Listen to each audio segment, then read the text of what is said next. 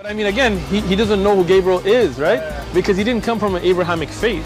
The people of Mecca were pagan. Quran is mentioned, if this book was from other than God, they would have found in it many contradictions. If a book is without contradictions, that has no bearing on whether it comes from God or not. I've had phone books that are inerrant, but I certainly don't think God gave them. That we believe without understanding. The brother asked a very important question, that most of the scholars say that listening to music, watching movies, and most of the television programs, they're haram. So how can we have fun? Let me tell you, brother, at the outset, that having fun is permitted in Islam as long as the fun is halal fun. That the standard narrative has holes in it. The Prophet tells us because Satan or the devil sleeps over our nostrils. Those who oversleep and not pray Fajr on time, Satan urinates in their ears. I really do think Jesus was crucified and that he really was dead and buried. He thought that he was a son of God in the sense that he was specially chosen by God. I think Jesus really did think he was going to be the Messiah, the future king of Israel. I mean, that is, after all, why they crucified him.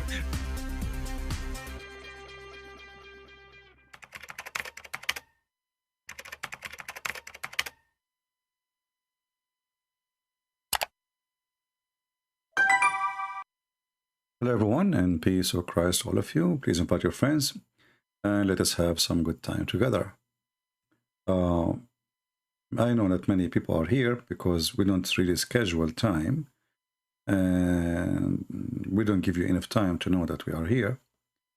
And usually YouTube don't send notification for our channel. But it's okay. No, what is important is we deliver our message and later people download it and share it. As you see the title saying, Join Allah Community, 7 days free trial. Somebody sent me an email saying to me, you should create a community and use your knowledge, to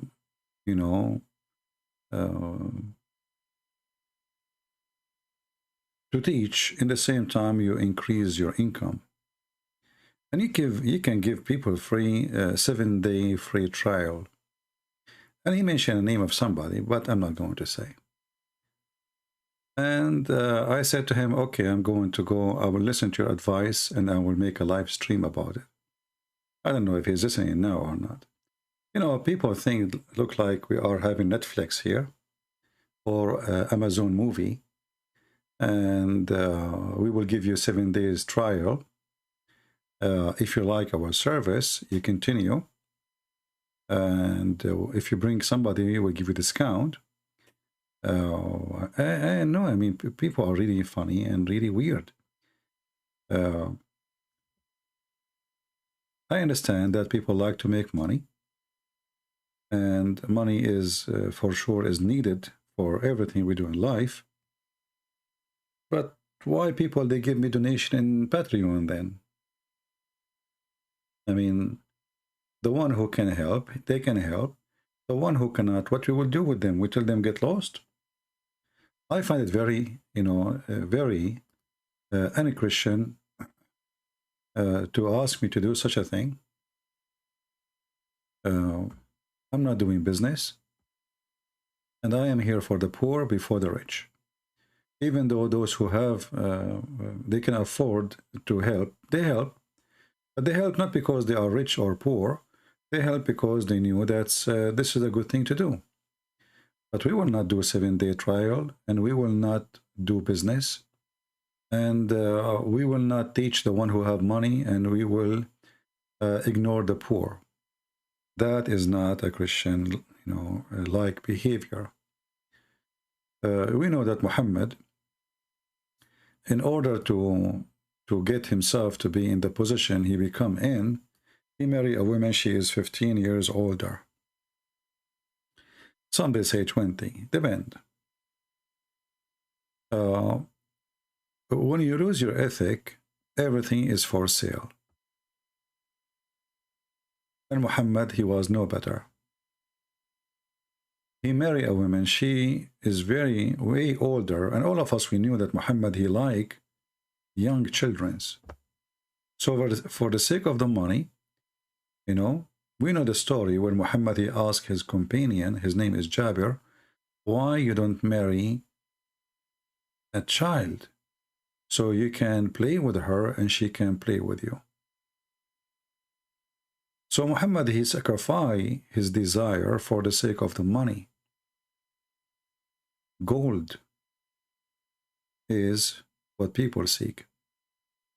I'm not here to do business.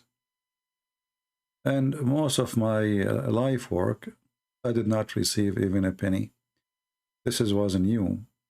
In the year 2012, I thought maybe we can make a TV station, and nobody support us, so it was a failure. You know, very few people, they were interested to support. Otherwise, I never really thought about even collecting donation, even though it's really needed. But this is not why we are here. So if there's a donation or there's no donation, we will be here. If people help or not help, I will be here. If the one who listen, they are poor or rich, I will be here. It doesn't matter really. And I will never change the way I do things. And this is a promise from me. See, people, they can give excuses to collect money. Yes, life is not for free. But, you know, there is the Lord is providing. And as long as the Lord is providing, what we need more? You will take nothing with you extra to the grave. So don't be greedy and don't seek more. Otherwise, you will lose a lot. This is my answer for the person who asked me to do this 7 days trial community. I'm not doing business, my friend. And always I will do my videos for free and my help for free. I speak to people for free, in private, in public, all for free. And it will never change.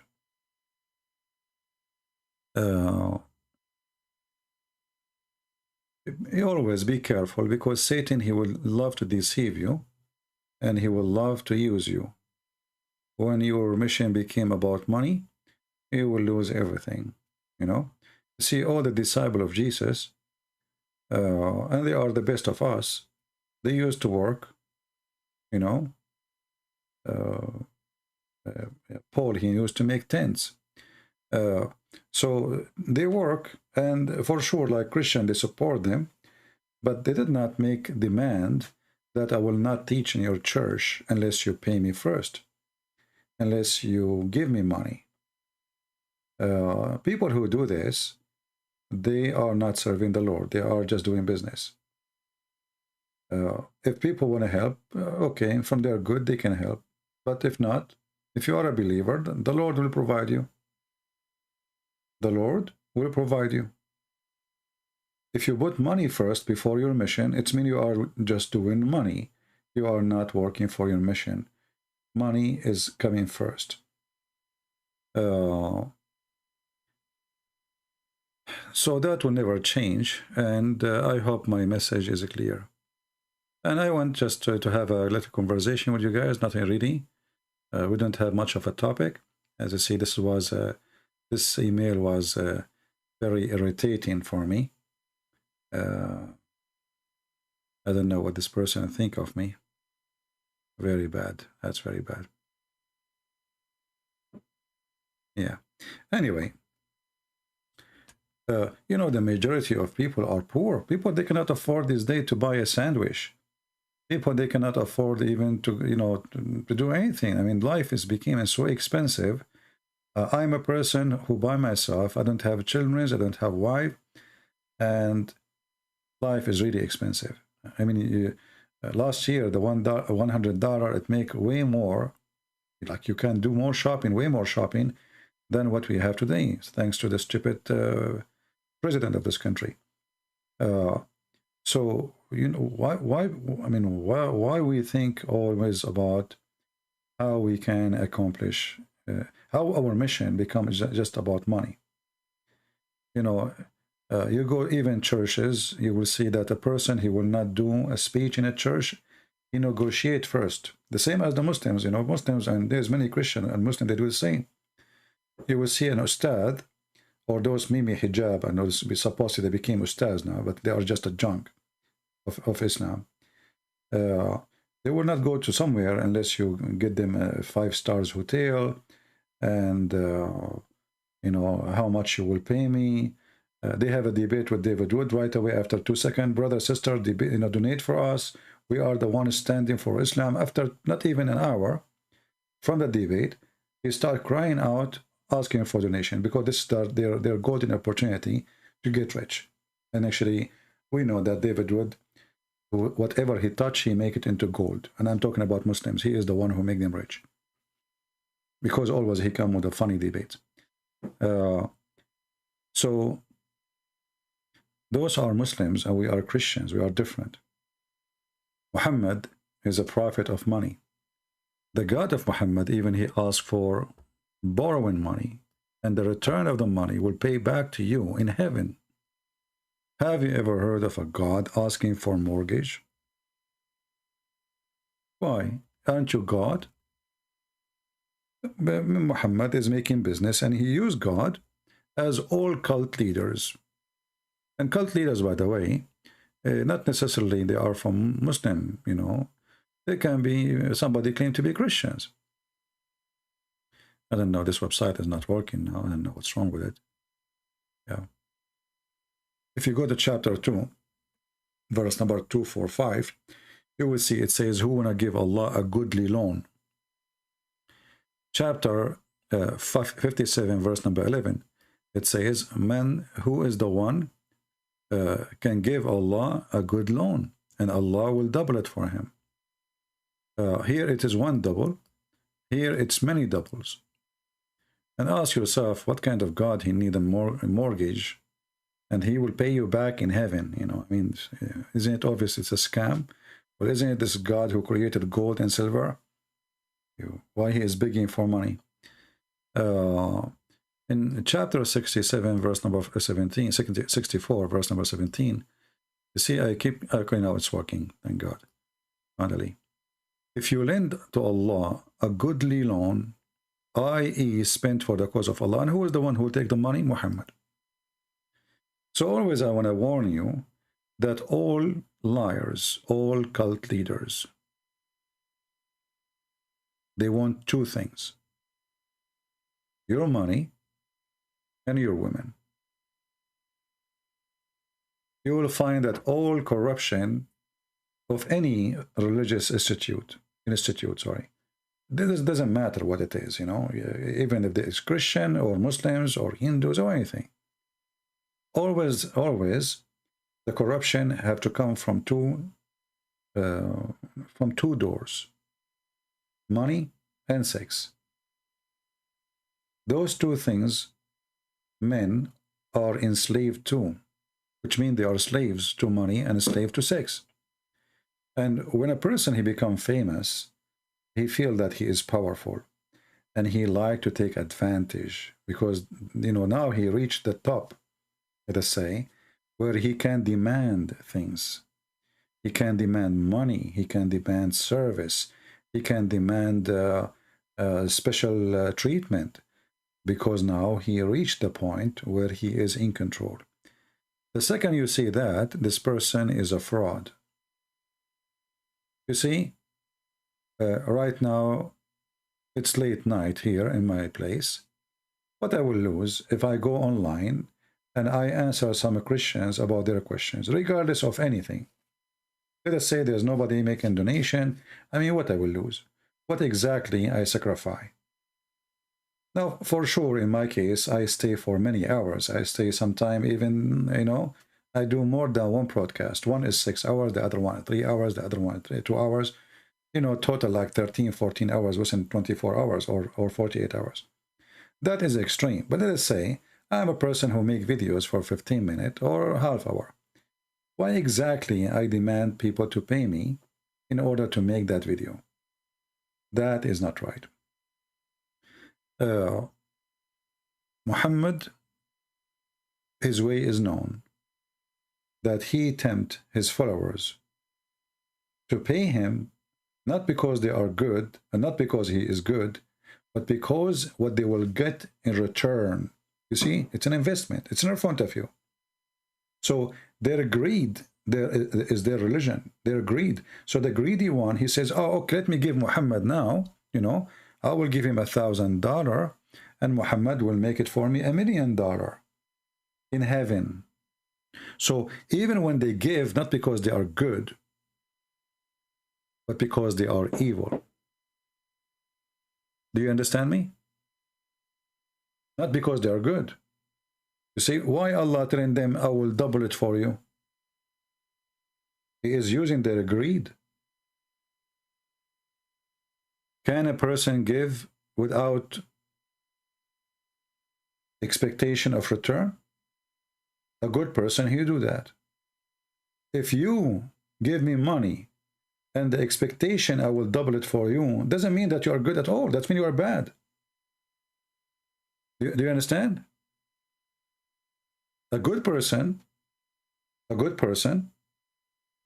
you don't give a sandwich for somebody he is homeless, hoping that he will do something back to you. What exactly he will do? What do you want? Now Allah is God, supposedly. And this God, he is asking them to spend money, and for sure they will give it to Muhammad, and Allah will double it for them. Why a Muslim, he want money to be doubled for him? And how you can double money for him? And as long you are good in doubling, why you are asking for it? And as long the person is giving it to you, not because he is interested to help you, but now he is interested to double it.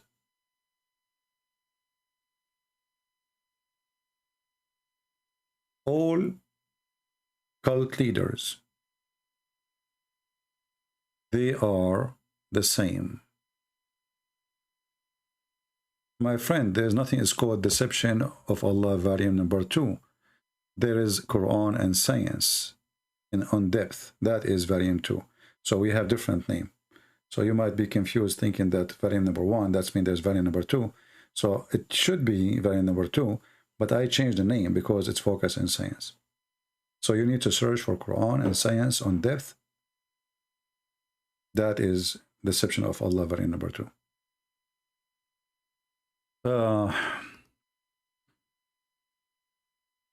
You know, the Lord, he says, from their fruit you shall know them. And here in this case, a person is making donation, he don't have a fruit. That is not a fruit. That is an expectation of an investment. Actually, the Quran did not hesitate for a second to call Islam as a trade.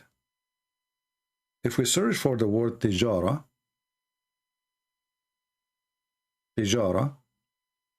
you will see the word tijara is all over the Quran.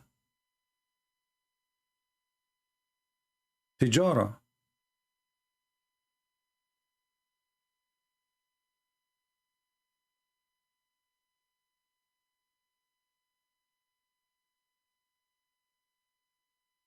Muhammad, he said to them, can I lead you to a tijara, which is a very great investment?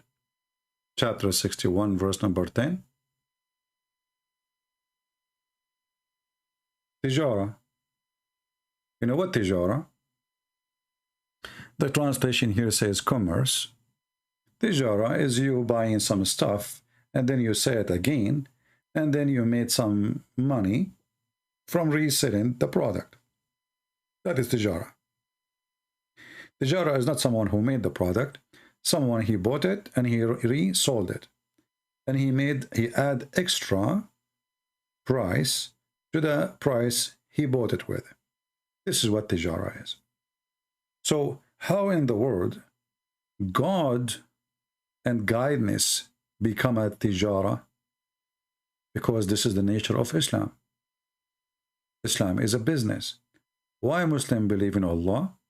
Because he will give them gold and silver, and he will double their money, and he will give them a lot of sex, boys, wine. So it's not the belief, it is the buffet. It's not because they believe. They believe in the buffet. They don't believe in Allah. Their expectation is the buffet. And that's why if we take the buffet out, how many Muslims will be believing in Islam? How many person will do, like explode himself for the sake of Allah? Nobody. But they are desperate to go, because what this life here, most of them, they will do that. You know, they are desperate, they are poor, they have no money. Like you see Osama bin Laden, his men, they go to die, and he stay in the back. Why you don't do what your money, you know, why your son don't do what they do too? Why don't send your son to die with them? Why his son don't put himself in a car and explode himself? And those are the rich. Those are doing business, drugs, etc. And they use religion as a cover-up for their business. But the real believers is the one who give his life to get what? To get the buffet. To get the girls. The women with the big boobs. Osama bin Laden is so smart. You know that this is false. This is why he is not doing it. Otherwise, he will be the first to go. Aren't they seeking to be murdered? Go for it. He will not do that. He hid for many, many years when he had the opportunity every day to be murdered for the sake of Allah. But they will not do it. So the naive ones is the one who do such a thing.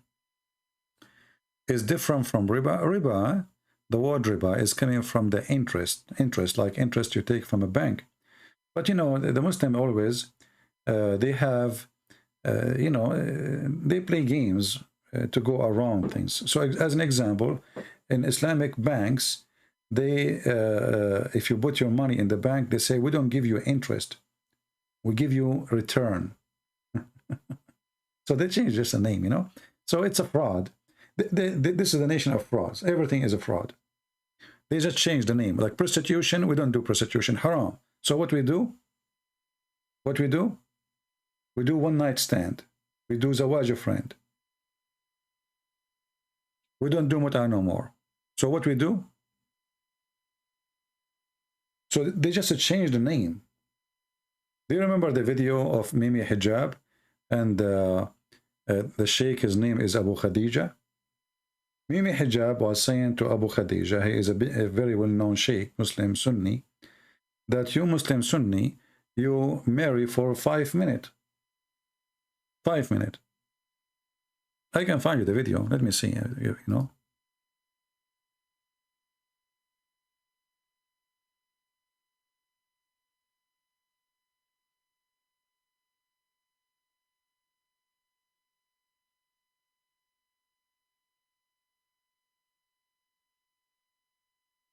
Looking for the video.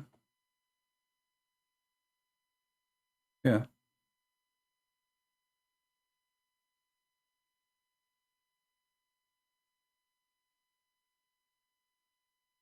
Let us see. This is Muhammad Hijab. He is saying the truth. Muslims, you know, Islam is an opportunity to be a loser, to be a sexual predator, and to, you know, this is God. This is God teaching. You know, God told them you can marry as many as you want. Read it. It's in the front of you. All you're happy to do, you and your friends, yeah, is acquiesce to the fact that you guys are going around, yeah, marrying people for 2 minutes and 3 minutes and 5 minutes and 1 hour, 2 hours, whatever it may be. Did you hear it? They marry Muslim, they marry Muslims, Muslim men, they marry Muslim girls or women for 5 minutes, 3 minutes, 2 hours maybe. This is what they do. All you're happy to do, you and your friends, yeah, is acquiesce to the fact that you guys are going around, yeah, marrying people for 2 minutes and 3 minutes and 5 minutes and 1 hour, 2 hours, whatever it may be. Salafis are always accused marriage and divorce, marriage and divorce. So is there any sunnah for this? Is there any evidence for this? كذابين, by the way, ikhwan. Yani that is one of the most one of the most evil statements that is made against the people of Sunnah. Anyone who's familiar with the other communities will know that the affair of divorce among them is far, far more disproportionate than among the people of Sunnah. But it is us who are highlighted, that is it. And that is the manner of those who fight against the people of Sunnah, da'iman wa abadan. They will look for any excuse to highlight the people of Sunnah as evildoers. Apparently, our brothers at SP, there is someone among them has married 60 times apparently. You know, here you see the hypocrisy of two Muslim sides making fun of each other. Well, isn't it Muhammad, he married a limited number of women? So why you deny? Isn't it your right to marry as many as you wish? What happened now? I mean, isn't it this is your religion? You can divorce as much you want. You can remarry. You can divorce. You can even divorce the same woman 3 times, 4 times. And then you can, 3 times. And then after, if she to go back to you, she have to go and sleep with someone else. That is the truth. And this is in the Quran. And you ask a Muslim why this rule exists, that if a man he divorced his wife 3 times, she have to sleep with somebody else before she come back to him. He will say to you, this is a punishment for him because he make a divorce as a game. Well, the one who make it as a game is Allah. Why Allah allow him to do it? And now the woman, she got divorced. But she, excuse my language, she is going to be effed, not him. What she lost? What exactly lost? Nothing. So, what kind of justice this justice is? The woman, mostly, she want to go back to her kids, not to the husband, because obviously he is not good. But if you divorce her 3 times, she cannot come back to you unless she sleep with the new Abdul. What the heck is that? It is a sexual religion. Very stupid rules. And now he marry her again. And he divorced her 3 times. She had to F another one. It's a joke. You read that verse, it's in the front of you. This is a chapter of the Hindu. Chapter 2, Al-Baqarah, the cow.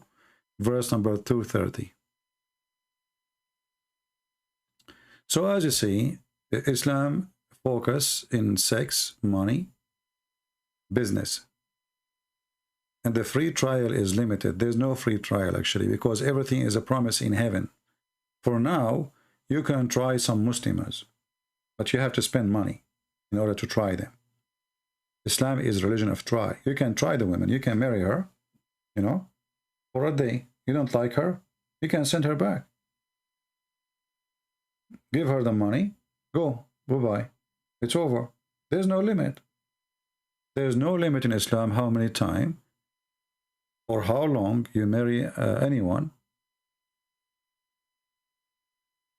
This is the truth.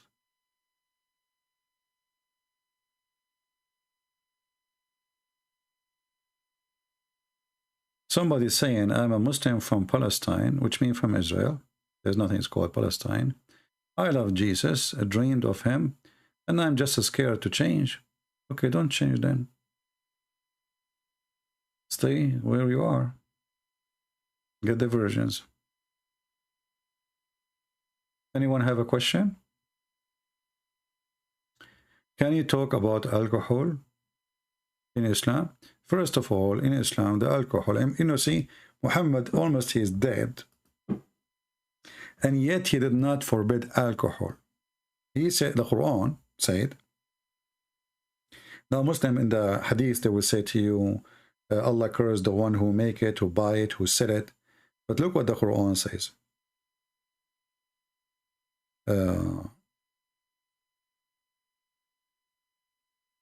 Ijtanibu. Ijtanibu mean avoid it. Does not mean haram.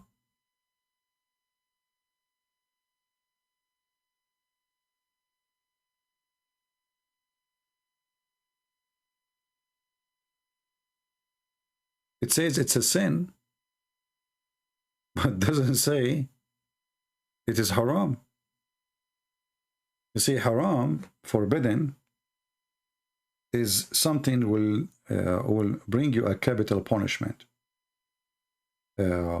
like, you know, fornication as an example. If you kiss a woman, if you touch her private part, in Islam, this is called al-lamam.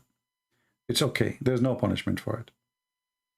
There's no punishment. Actually, if you marry your mother in Islam, even though it says haram in the Quran, there's no punishment in Islam if you sleep with your mother, or even your sister, or even your daughter, or even your aunt, or even your grandmother, and I can show the reference. There's no punishment. Even the one it says haram, which means it's forbidden. What is the excuse? Well, he married her.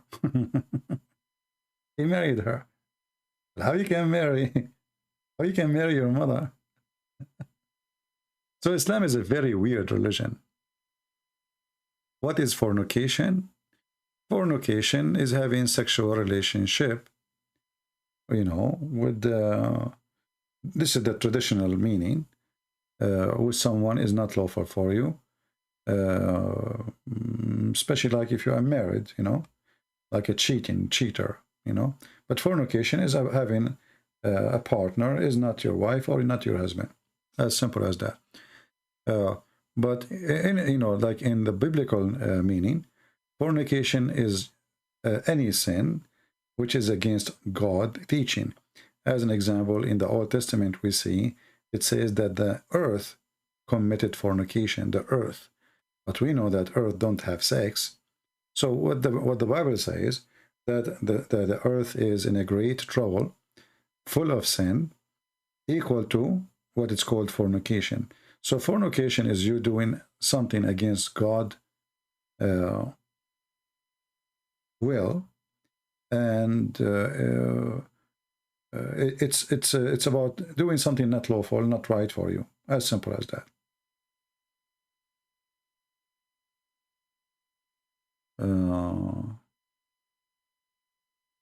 CP is drained away from who? Moonlight reversed. He tried to contact me. Oh, okay. Well, if you want to contact me, I'm not really in the mood today to go in Skype. I guess we lost connection for a second, maybe, or for a few seconds. I don't know if you guys heard me. I was saying, is this guy is a sheikh? Like he is a good meal or very skinny? Let us open Skype and see how good he is. Now we open Skype, we will see that they will not call us. Usually that's what they do.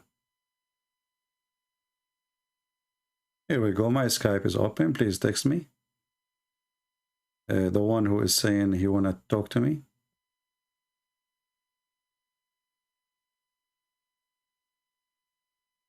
Give me your name so I will find who is, because I have too many texts here. What is that? What is the name of the person who want to talk to me?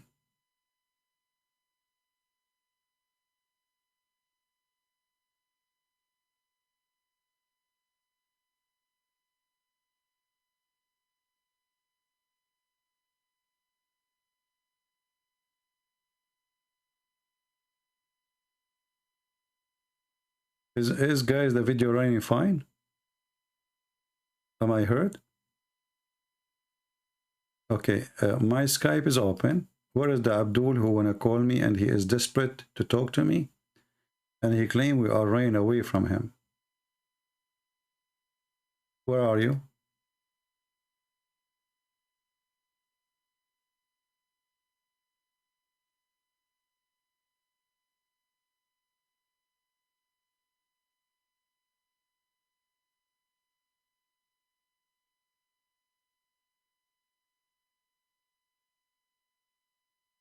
I receive a message from a person who left Islam, and he said to me, my father, he dishonored me, and yeah, because he left Islam, you know, he says like he don't want to see him no more. Let me give him a message.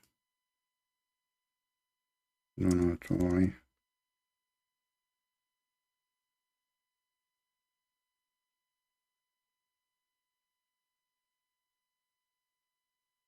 Where is the Abdul who was desperate to call me?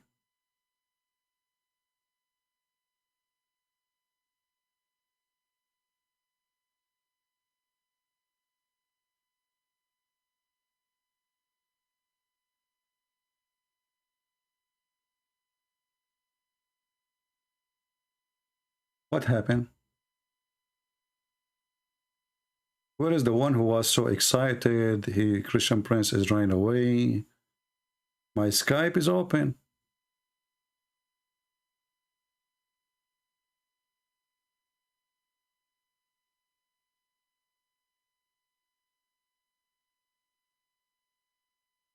Do you see? I mean, they are just kids. They don't dare. Where are you? We have a person saying Muslim here. Okay, let's see this person here.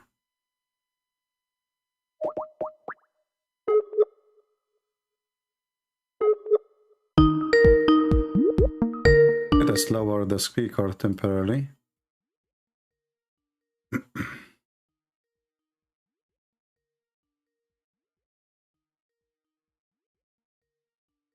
We are ringing him, so.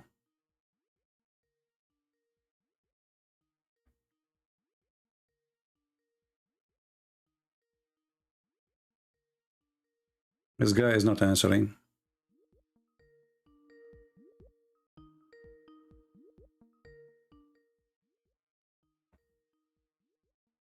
Okay, well, he's not answering. What we can do? Where is the brave Muslims who want to talk to me? So you made me go in YouTube and in Skype, open my Skype, and it turned to be that you are a potato.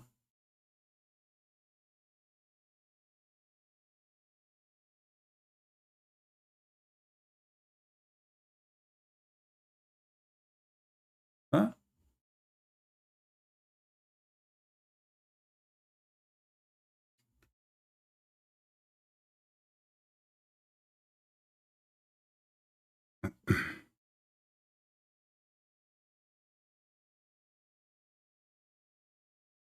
They were very excited, and you know.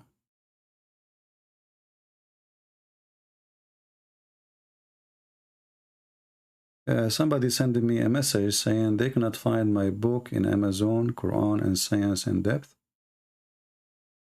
You know those Amazon? They are playing games for sure. And yeah, I can see it's not showing.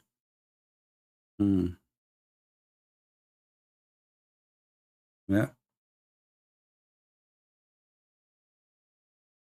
Very filthy company. Maybe we should publish it in Google, you know. So where is the Muhammadan? The one his name is Elias. What happened to you, Elias? Where is your potato?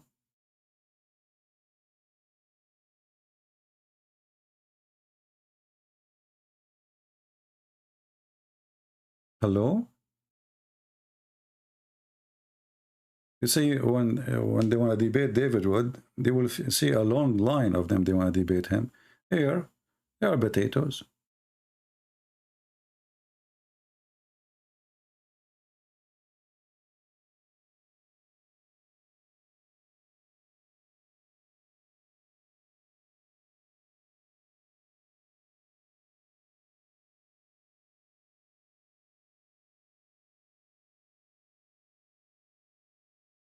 Any Muhammadan? Mayday, Mayday.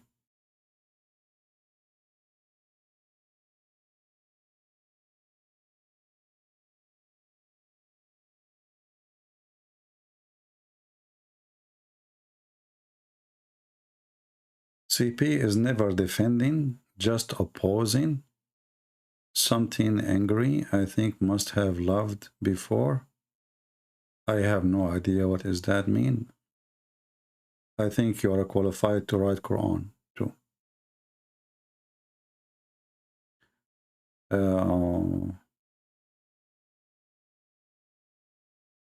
So that's it. Are we out of them?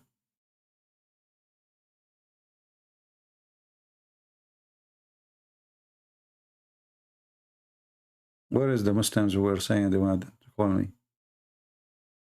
Okay, shall I exit Skype? Hey, the Abdul, where is the Abdul? Where is the one is so exciting, we want to call you? What happened? I mean, what you will lose if you call me anyway?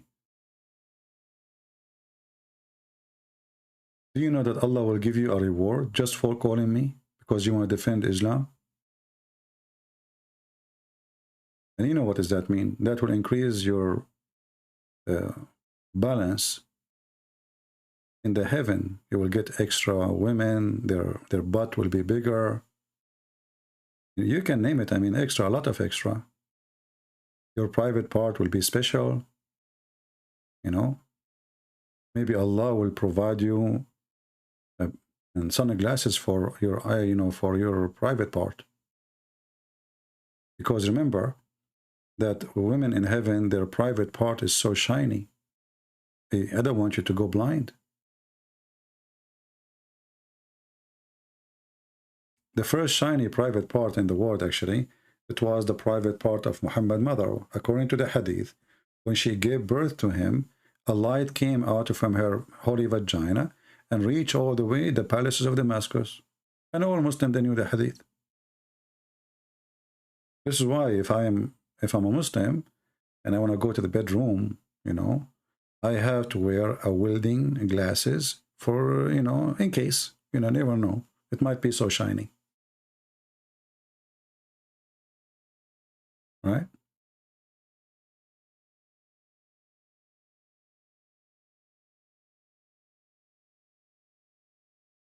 And look at them. Any Muslim, he would dare to say this is a lie? They don't dare. Look at them. Look. Not even one of them said this is a lie. Because this is what they say in their books. And the funny is that nobody saw the light coming from her, Muhammad's mother vagina. I mean, the whole people of Quraysh never saw it. How the light went all the way to Damascus, and why it's going in the direction of Damascus? I mean, light goes in every direction. Is that a beam light? Maybe she have a headlight there. You know what? Maybe when she was laying down, her legs, I mean, her was facing Damascus. I mean, at least when you make a lie, make it, you know, come on. And what? Oh, so the light came out from the roof, like what Muhammad's mother, she was giving birth in the roof, in the top. How the light came out? Well, I mean,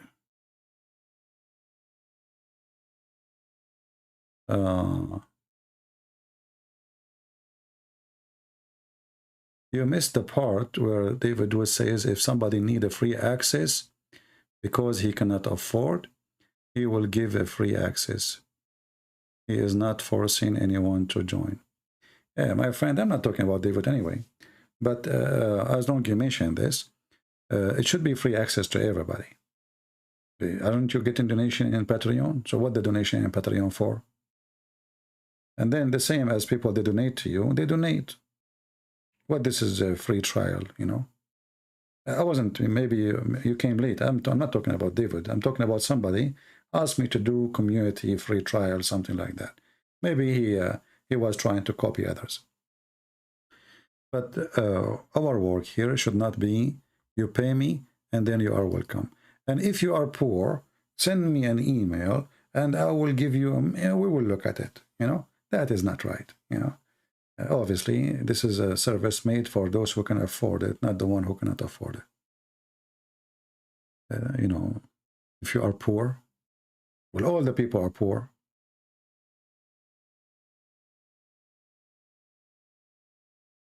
How many people are not poor? What is the percentage of those who have money with those who don't? So we are making service for those who have no, you know, money, or we have making service for those who have money.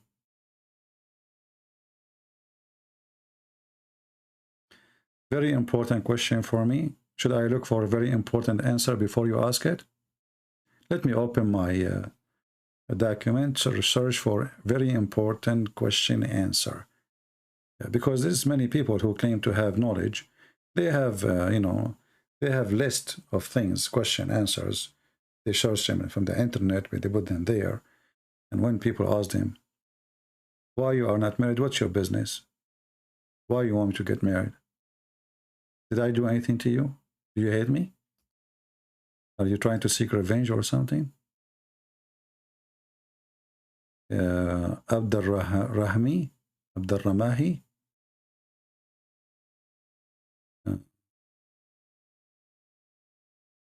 Okay. So what, you want to talk to me or what? I don't know. Hello? Yes, my friend, you are live on air. What do you want to say to us? Hold on 1 second. Let me put the speaker to this. Oh, what is that? Speaker, video? We don't want video. Turn it off. Turn it off, no problem. Okay, great. How you doing? I'm fine. You are a Muslim, my friend? I am. All right. What does that mean? Well, as I've been told, it's to submit to God. Where we can find that in the Quran? I don't think it's in the Quran. Yeah. No, I'm not a Quran master, but I've read a lot on the internet. I'm pretty open-minded to everything. No So problem. yeah. You see, like I really got into a lot of different stuff, like Shia and learning, you know, because I'm Sunni, born Sunni, whatever. Yeah. But I think I align more with the Shias because I kind of respect their beliefs. So, I don't know, you know. So how you want me to talk to you, as a Shia or as a Sunni? As a Sunni, because Okay. I'm just not the type like, oh, the Shia are kuffar and they should be killed. Yeah. Like, I don't think that. Yeah. That's true. Well, you know, my friend, the Quran says in chapter 49, verse number 14, you know, when the Muslims, they say that we submit, that is not really true. I don't know if you speak Arabic or not. Aslam means surrender. Like Muhammad, he sent messages to the Roman. A letter says, Aslam Taslam. So surrender, you know, this is what Islam means. You surrender to Muhammad, and then you will become his, you know, under his command. You will be safe. You know, you join him. He will be your king, and you will be his slave forever. You surrender. So Islam is to surrender to Muhammad. The excuse is when you surrender to Muhammad, you surrender to God. But the fact, you know, if you want to surrender to God, why I need Muhammad anyway? If God is there, exists before Muhammad, why I need to say Shahada, and the Shahada contain the name of the God and the name of Muhammad. So if you ask me, I believe that Muslims are mushrikeen. You know what mushrikeen mean? Yeah, they believe in many gods or polytheists. You associate somebody with God. That's what mushrikeen mean. You associate somebody, and that's what Muslims do. They associate Muhammad with Allah. As an example, if I ask you, where the sun set, what you will say? If Muhammad is here, you know, if Muhammad is here, and Muhammad, he asks you, do you know where is the sun set? What is your answer to him? Well, I know what he said, but I would say, knowing what we know now, that the centers of the suns at the center. No, let us say you do not know. You are at that time. Okay. Okay, what you will say? I don't know. You will say, I don't know. But are you willing to say Allah and his messengers knows best? Would I say that? Would you say Allah and his messengers knows best? Nah, I guess if I was a firm believer in God, I would say God knows best. But maybe not is the truth. So you refuse to say Allah and his messenger know best, because this is associating the knowledge of a man with the knowledge of God, correct? Fair point. And I want to briefly, brother, because the other day, for whatever reason, I tried to call and I wrote just some minor stuff down, but there's something I didn't write down. Like, I actually read for the first time that the Jews, obviously, you know, just the terminology that Jesus was a false prophet, right? So in the same way, like the Christians didn't accept Muhammad. So like I try to look at Islam then and I try to look at Islam now, you know? Like I didn't know there was such criticism of Muhammad back then. I only thought this was the thing of today. But like, why do you think that it like so it's not, I see the criticisms, right? I see that Jesus has a pretty flawless record, right? And then what about all the things that are of, you know, just stuff that we can't make sense out of? Like, I wouldn't say Abraham sacrificing his son, but you know, things like that. Like, okay, here's one point. Solomon, and he had thousands of wives. Why is that different from Muhammad? Why he can't have 16, but Solomon had 1,000 wives and 700 slave women, or however many? Yeah, well, if you go and see in the Bible, you will see that God, he condemned the behavior of David and anyone who did such a thing. So there is a huge difference between you do it and you do sin, and then God says to you, God bless you, you are good. And then God, he says, no, this is bad. And even like when he decided to build a temple, God, he says to him, I don't want money from you. Your money is, you know, your hand is covered by blood. Don't build the temple for me. I reject your temple. So there's a huge difference between somebody praising somebody for the sin he do and condemning him for the sin he do. The Quran, even Muhammad, he have hadith about it, that Solomon, he wanted to have sex with his 99 wives or 100 wives, and he forgot to say inshallah. So Muhammad, he have no problem with having sex with 100 women in one night, which is a very funny story. But the problem is that Solomon, he forgot to say inshallah. and then Allah gave him a half son, you know. So so when we talk, you see, me as a Christian, if you ask me, I will say, well, David, he was doing bad sin, or whoever, anyone, doesn't matter. We don't cover up for a person because he's famous or because he have a, let us say, a high rank as a prestige or a person, you know, he's a king, or no, we don't, you know. So you know, when Peter, he said something Jesus did not like, he says to him, stay away from me, Satan. So I mean, this is Peter, you know, this is Peter, this is not just anyone. So in the Bible, when somebody he do wrong, we point at him and we say he's wrong. In the Quran, all the gang of Muhammad are good, but they are doing wrong. Well, in this, yeah, you know, I like to think I have some good points, and they're not points against you. And I appreciate everything you're saying. Like point number one, you know, like Muhammad didn't have any sons, right? Like, so this is the thing with religion. So you could look at it like, oh, Allah tested him. He tested, you know, if you believe in him, he tests the most. I don't know if it's in Christianity, but of course in Islam, and I would think so, that God tests the most pious, right? So he didn't have any sons that lived. So, but then somebody could say, oh, look, he's a false prophet. If he was loved by Allah, why didn't he have sons like David, Solomon, whatever, you know, sons that lived? And why the sons of Ali, they were killed and poisoned, and the Sunni think, oh, the Shia poisoned them, and the Shia say, oh, you guys killed them, and the Caliphates and the Umayyads and the Abbasids, whatever. So I look at it like what really happened and then what came after. Like, I do see the problems in Islam, but it's like, okay, was that a human problem? My friend, I don't judge Muhammad for being a false prophet because you don't have kids. What does this have to do with being prophet or not? But in Islam, you are, you know, this is what Muhammad, he taught them. You see, Muhammad, he says, Allah, he curse even the seeds. So it's Muhammad teaching brought that on him. But for me as a Christian, let us say you or anyone, you don't have kids. What's your problem? I mean, it's not your fault, right?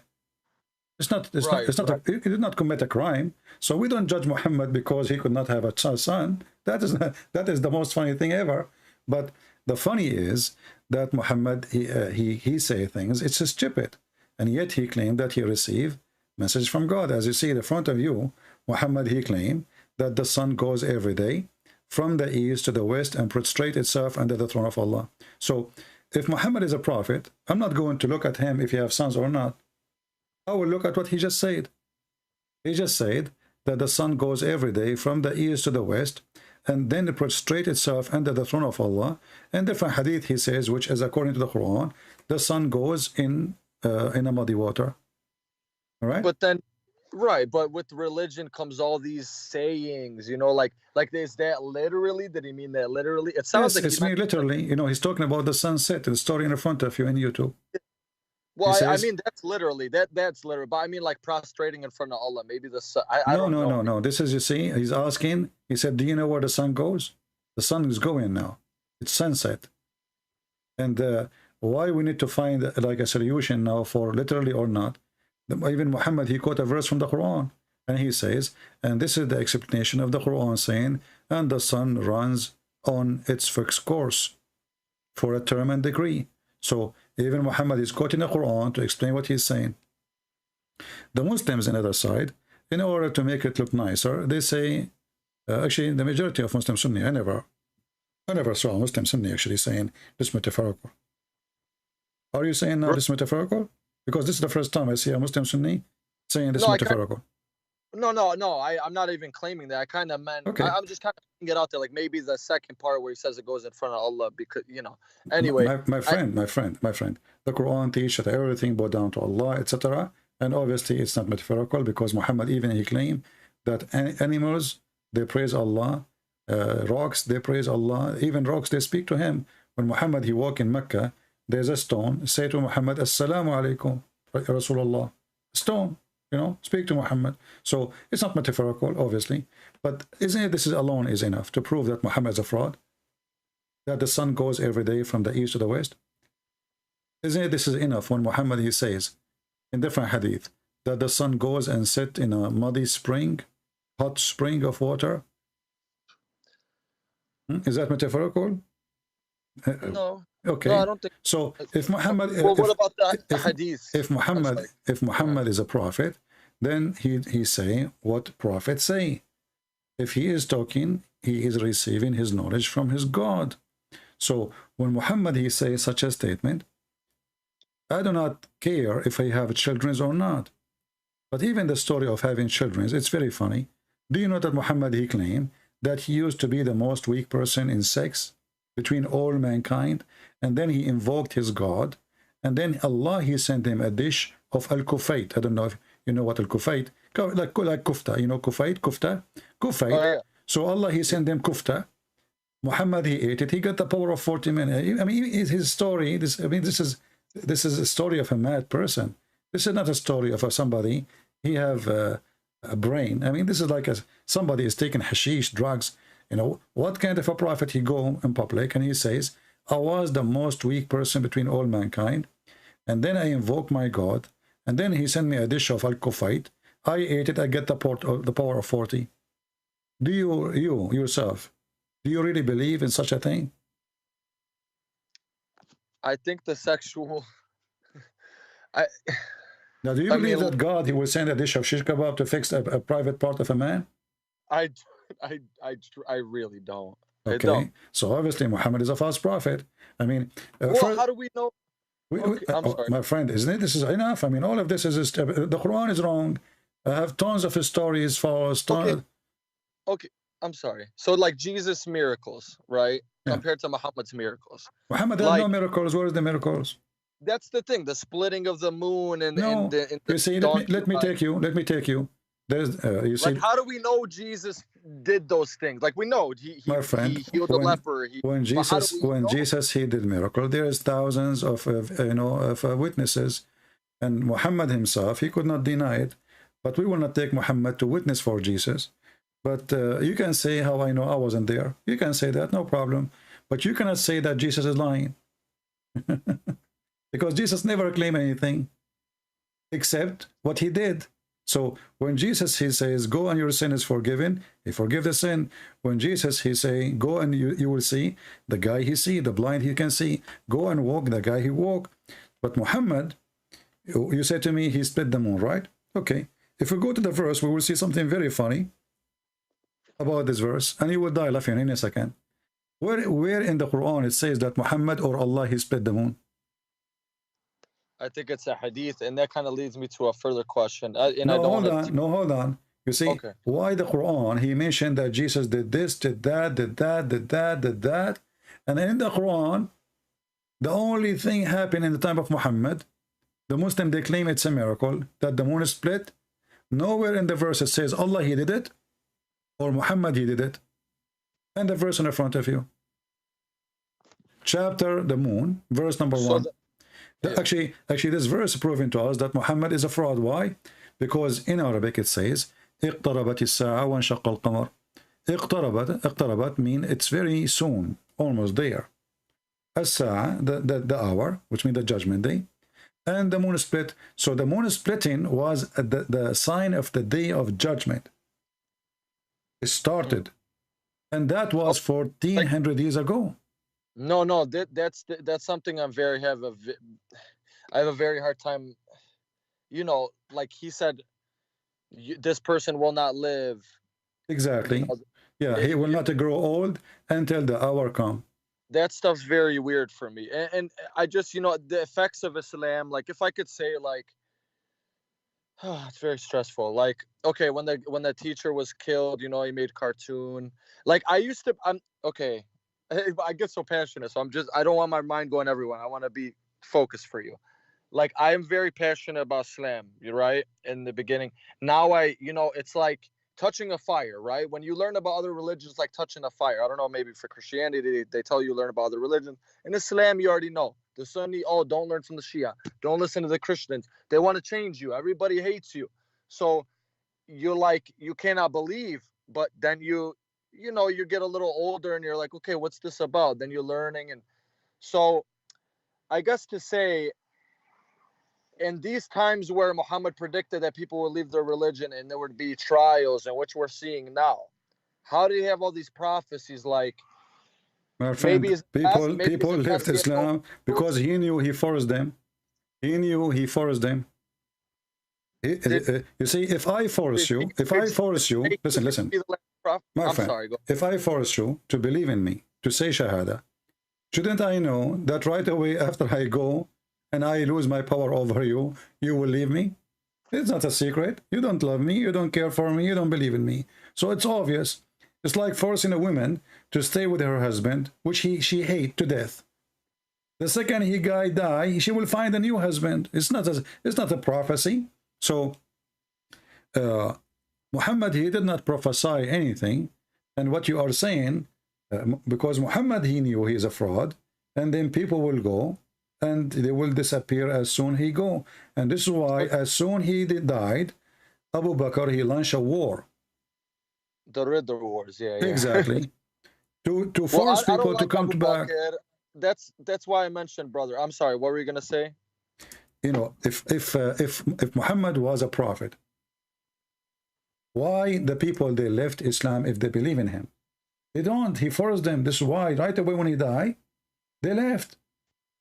So Muhammad, he knew he is doing evil, forcing people to believe in him, and he knew that the only way is the power. People, they thought, okay, Muhammad, he died. Now this religion is going to collapse, and that's it. But there is men behind Muhammad. They took over, and they knew now that the business is risk. It's a business. Islam is a business. So, and actually, Abu Bakr, he says, I will wage war even for the sake of a son of a goat, which means a baby of a goat. People, they have to pay. The reason he did the war of apostate, because they don't want to pay money no more. Paying the money, yeah. Yeah, it's not about because they believe or not. You know, this is how hypocrite they are. So he said, if they don't even if it is a baby goat, they don't send, I will wage war for it. So it was for money, and people obviously until now we knew that, and until now Islam is protected by the war. If you try to insult Muhammad, if you try to say anything against Muhammad, you will be dead in less than 5 minutes.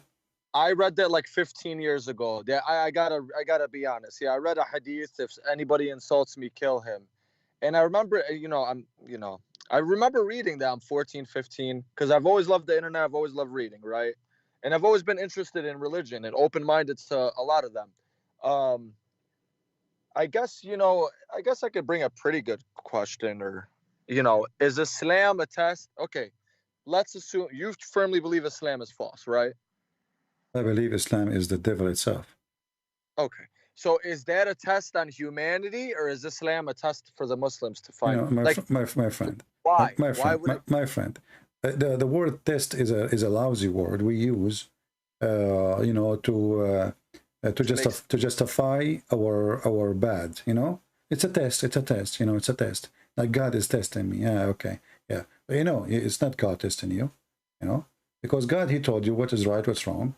And then you like, it's like somebody, he go to the test and he take a pen with him. It's called pen of fornication. And he says, it's a test of fornication. I'm going to test it, I'm going to take the exam of fornication now. This is silly. So when you fornicate, it's you who fornicate. What test? When you kill, it's you who killed. What test? No, you're right. When you steal, right. Same. Everything is the same. People, they give themselves excuse. And the Quran is behind this idea in your head that Allah is testing you. That is to make you feel not guilty, because it is Allah playing games. The God of Islam, He play games. And, as an example, if somebody is deceived, who deceived him? Allah. Is that correct? It happens to be that if they're going against what the Quran deems as righteous, or against Muslims, then no. I'm not talking about that. Who is the one who mislead people? When you say it's a test, the test is coming from who? Allah usually says, I lead people astray. Exactly. And not only that, as an example, chapter 4, verse number 88, it says, and the one who Allah deceive, nobody can guide. So the business of this God is the business of the devil. He is the one who deceive you. And then he claimed that you should be punished for being deceived by him.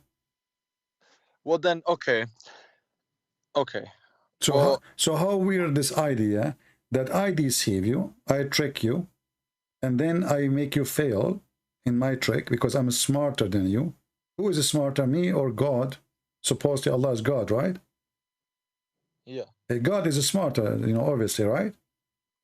Yeah. So who's going to win with his tricks? God. It's like playing chess with the one who make the game. So how I can play with this God? I cannot win. So here this God, he deceived me, and then he says, how you can lead the one who I misled? I mean, how stupid this logic is. Right, because then my question was, then why do some Christians turn Muslim if God says their hearts are sealed, and then they turn Muslim? Because they deceive themselves.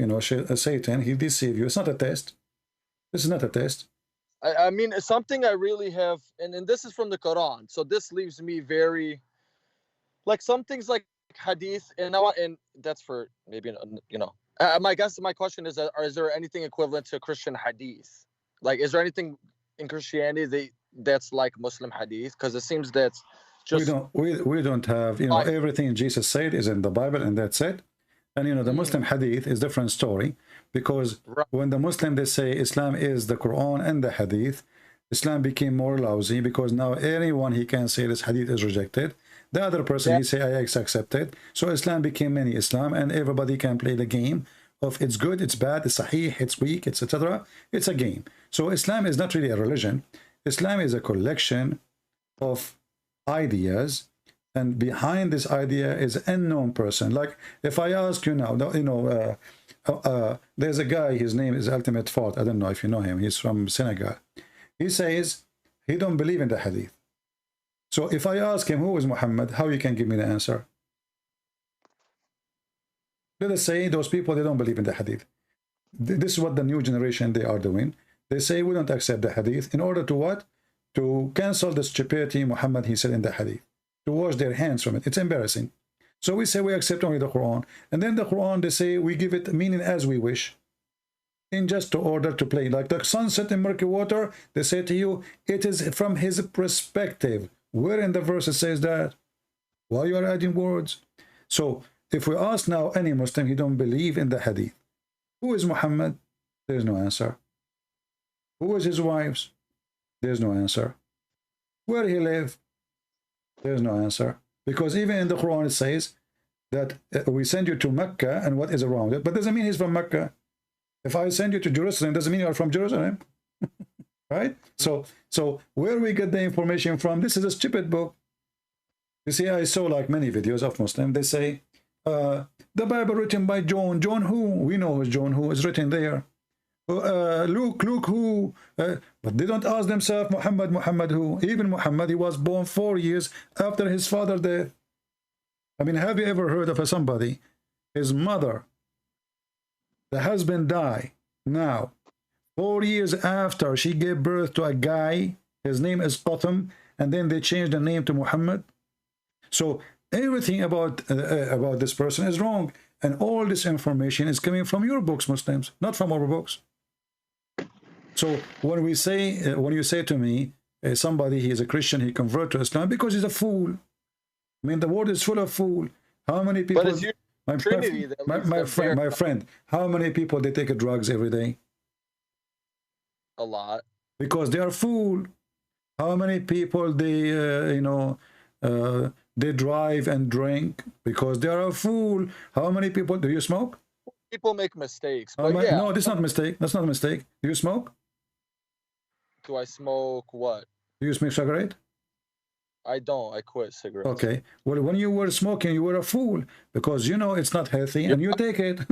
yeah, you're right. Yeah. You're right. So human being, he do stupid, foolish things, depend in his situation. Like somebody is desperate to find some friends, so he say, okay, Muslims, they will give me a good company. Or somebody is in jail, he need the protection from the gang of the Muslims in jail because they are a big community. He convert to Islam, he leave the jail, he is not a Muslim no more. So my friend, we don't care for those people. The book in the front of us, we examine it, and I can confirm to you that this is literally the book of the fools. Who in the world want to believe? Who in the world want to believe that there's God? He created his creation. I'm sorry. He created his creation, and then he says that the sperm of the man is coming from the backbone. How in the world he say such a thing? How in the world that woman, she have a sperm coming from her ribs? How about the atheists that look at us like we're all just fools because we just believe let us not to scatter ourselves all over the place. No, you're right. You're right. Atheist. Like I guess my point was like there's a belief. Some belief is a little crazy. I mean, some of these stories are a little out there. Just religion in general. I mean, but look at Hinduism. It's older than Christianity. So why is it? This is not. You know, we don't want to go everywhere. We are talking about Islam. You're right. If an atheist is calling me, don't worry. I will put him in a jar. I will put him in a jar in 2 seconds. Everybody have an answer ready for him. You know, because we speak to him based on his belief. So that's why I ask you, should I speak to you as a Sunni? Are you a Muslim? I ask you right away. You said yes, and then I said, okay, are you a Muslim? I speak to you as a Muslim or a Sunni? You said Sunni because I need to know what you believe in. So when we speak to an individual, we speak to him about his belief, and based on his belief, we respond to him. So now, do you agree with me, my friend, that Islam is really stupid? I can't say that because it's my religion. So what if it's your religion? Don't you think it's stupid to believe that the sun set in a hot water?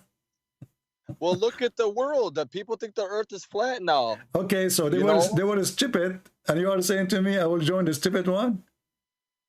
Well, if somebody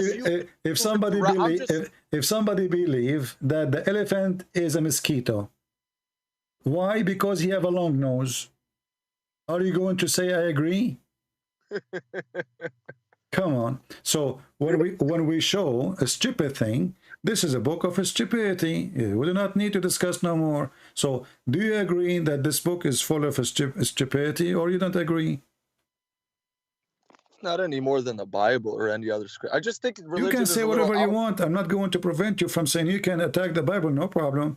But do you agree that the Quran? Do you agree that the Quran? So you agreed already that the Quran is stupid? No, there's some things that you know that. Okay, the Quran's supposed to be for all eternal time, right? What does have to do with my question? What does have to do with my question? Well, no, because I guess what I'm saying is like. I want you to focus with me. I want you to focus with me. Is the Quran okay? Let us focus together. You know, just to make it simple. The Quran says that hail comes from mountains in heaven. Do you believe this is stupid or smart? The mountains, where the mountains come from, No, pegs? no. The Quran teach that hail come from mountains in heaven. How? Mountains in heaven. Chapter 24, verse number 43. Do you agree that this is a stupid statement? Or you think this is okay? Do you think that hail come from mountains in heaven? Hellfire? No. No, my friend. Hail. You know hail? Healing? Hail, the ice that come from the sky, not snow. There's snow and there's ice. Yeah, I'm sorry. Hail, I'm sorry. So according to the Quran, Allah, he sent hail from mountains in heaven.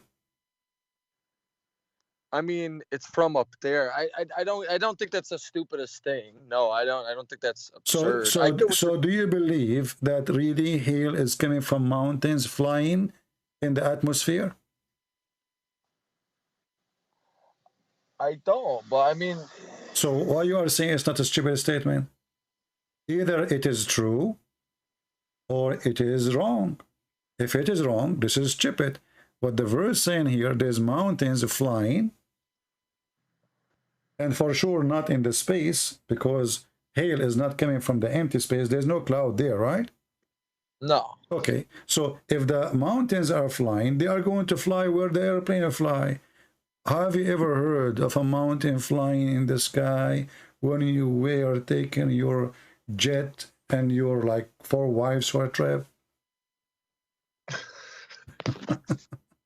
Sorry, I'm being sarcastic with you. Don't be offended. Okay, then why? No, it's okay. Why is there so many Christianities then? So you see, you're trying to avoid the question. The question is an I said there's For me, I want to make sense of the violence and the This war. is not the question. I want you to focus with me. Do you think it's a smart from somebody claimed to be God to say that hail is coming from mountains in heaven? No. Not I don't smart. think that's So the smartest thing. So you agree that Allah is a fraud? Because there's no way God will say such a statement. And you agreed. Happy for you, my friend. You agreed. You agreed that this is stupid. I mean, if you word it like that, but I'm not wording it. I asked you, is it smart? You said no. What is the opposite of smart? It's stupid. Maybe you did not say the word is stupid yet, but you said it's not smart. You agree. I said, is it smart? You said no. So you agreed that Allah is stupid. Thank you very much. Okay. No, well, okay. Let's look like this, right? Let's just this must be very stressful. Okay, I'm Muhammad. I'm not saying, let's just pretend. Okay, I'm Muhammad. I'm trying to make this new religion. This must be very exhausting to, okay, I'm going to borrow from this. And, I said this, so I got to What exhausting? Muhammad, he did not say all of this in one day. He was taking his time. Took him more than 20 years. The whole Quran, my friend, the whole Quran is not even in the size of the index of my books.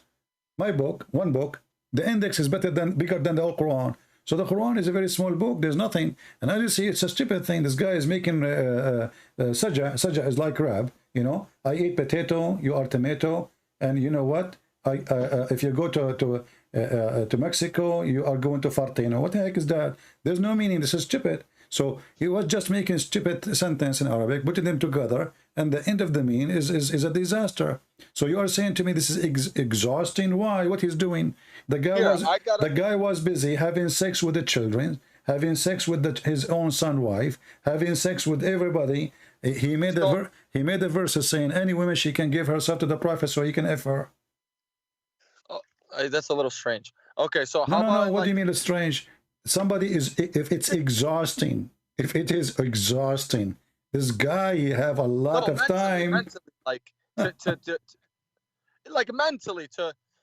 okay, he got all these stories, and it's just religion is stressful, right? Okay, so I don't know. My friend, the guy was having fun.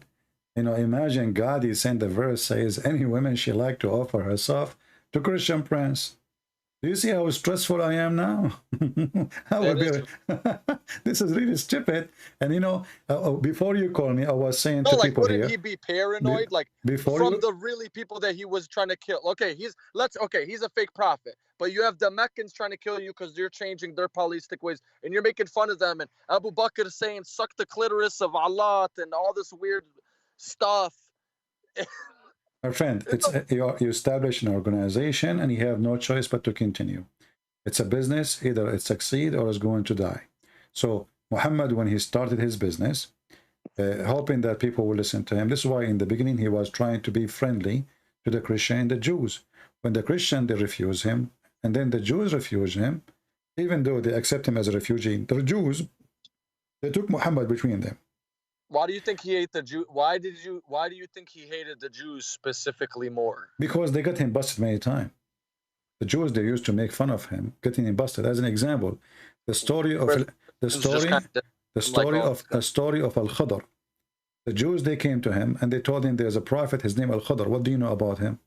Khidr, right, with the Moses and the green. Yeah. And Muhammad, he got the bait. He's a fool. So he come and he said to them a chapter about Al-Khadr. And later, he found out Al-Khadr is just a scam. It's not real. This is Alexander the Great. He's not a prophet. He's actually bisexual. So they always give him a bait, and he's a fool, and he take it. So he takes stories from the Jews. He make it Qur'an. And then after that, the Jews, they make fun of him. So what they do, they send up somebody to speak to Aisha, or to speak, as an example, the punishment of the grave. A Jewish woman, she walked by to the house of Aisha. She said to her, we seek refugee from the punishment of the grave. Aisha, she said to her, you are lying. There's no such a thing. Muhammad, he come from his room. They found him argue, both of them. So he said to her, what's the problem? She said, this Jewish woman, she is saying, we seek refuge from the punishment of the grave. Muhammad, he said, well, okay, well, she is saying the truth. And Aisha, she said, since then, not even once, Muhammad, he prayed without saying, I seek refuge from God from the punishment of the grave. So why Muhammad never say that ever before? Until the Jewish women, she mentioned it. He hang up.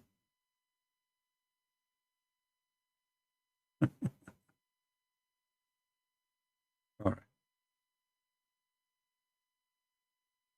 Isn't it obvious? But you know, already he's out of Islam. Actually, he agreed that the Quran is stupid. What do you want more? And you know, we have this guy. He keeps saying, Ilyas, Christian Prince, if we etc., he will run away. He will cry. Hey, my friend, get me your daddy. Stupid idiot. Any Muslim, he make those comments just to block him. Either you bring me your daddy or go. Put your diaper on.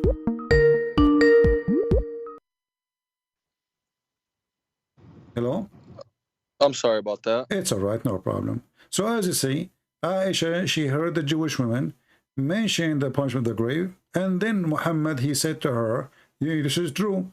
And then since then, Aisha, she said, after that, I never saw Allah apostle, but seeking refuge with Allah from the punishment of the grave. He just learned it from the Jew. He just learned from the Jew. Yeah. So if he is a prophet, you know, if this is really real, then he will not wait for the Jewish women to say it. He will say it from the first day. But suddenly, after the Jewish women, so they give him a trap, you know. They make fun of him.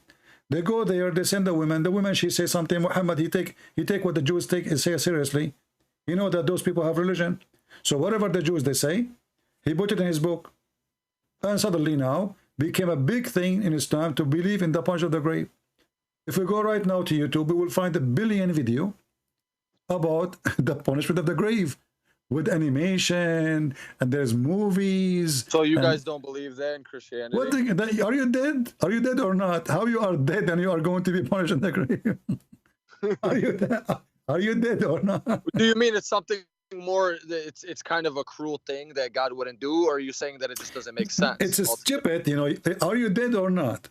You're dead. Okay, so how we will punish you, and you are just dust? What you punish? What exactly? Well, because you're still be living, you can still feel. No, you are not. They are dead. This is why you are. Well, okay, in Christianity, you believe you're going to another place, right? No, this is in the judgment day, when God, he take us, to his heaven. Not right away. You go from the grave and you find the door open for you to the other hole. No, yeah, you have to wait for the resurrection. Yeah, so but this is a different story. Here we are talking about somebody is in the grave. Look how many videos the Muslims they have. I just search in Arabic, Adab al-Qabr. Ooh,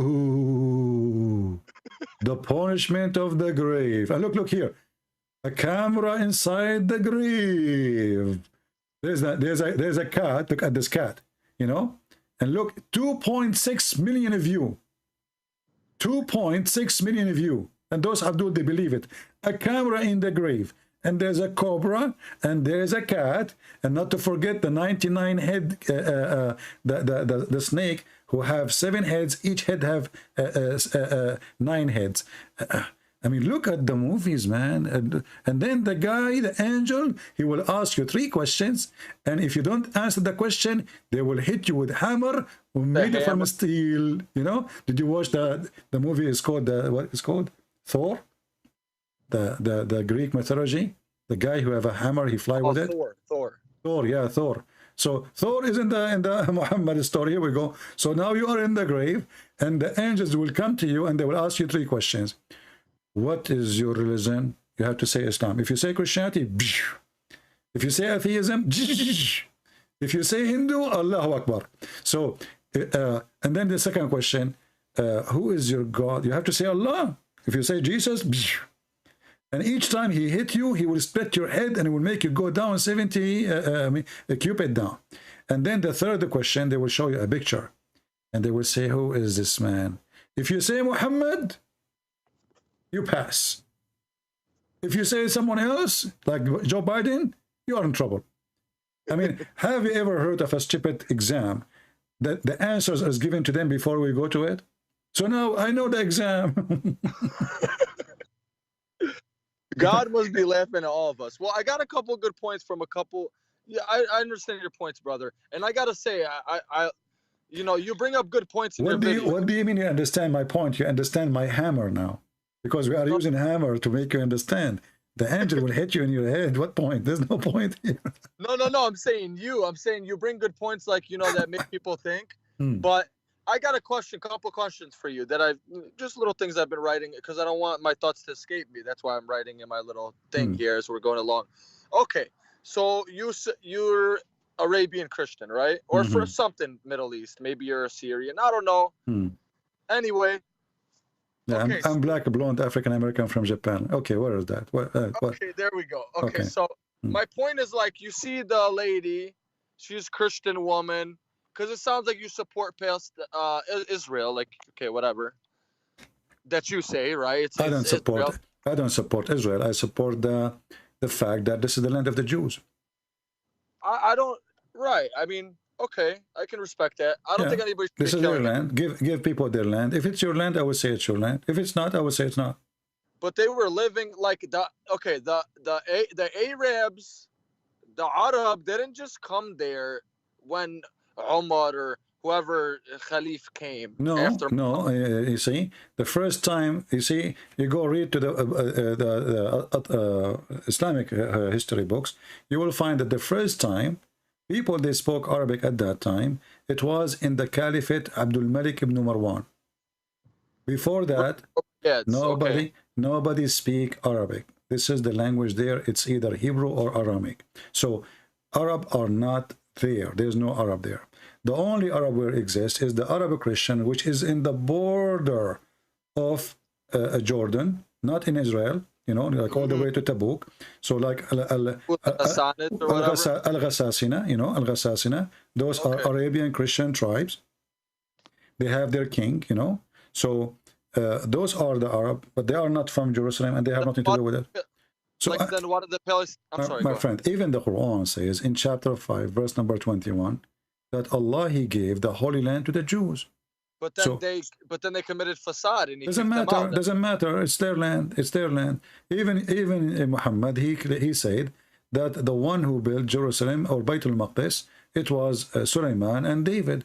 So when your book says, or now you are not a Muslim because you made fun of the Quran already, when the Quran already admit that this is the book given, this is the land given to the Jews, assigned to them, you know, that's it. This is even the Quran never mentioned the word Palestine, never spoke of it. That's a good point. That's a really good point. Yeah, and even Muhammad, he agreed that the one who built what the Muslim called Al-Aqsa is the one who built it is David and Solomon.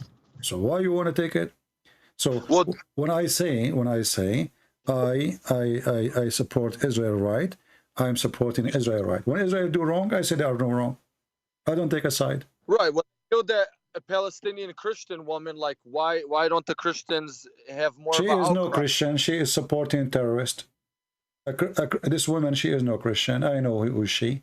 She is from the Orthodox Church in that territory. She was a journalist supporting terrorists, supporting Hamas. So she is no Christian. There's no Christian will do what she's doing.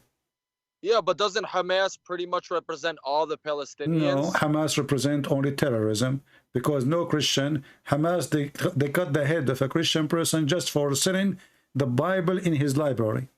They gave him a warning, 24 hours. Take all the Bibles. They're very crazy. I don't think no, they are not crazy. This is who they are. They are Islamic terrorism. So Hamas, anyone who support them, he is no Christian. There's no way.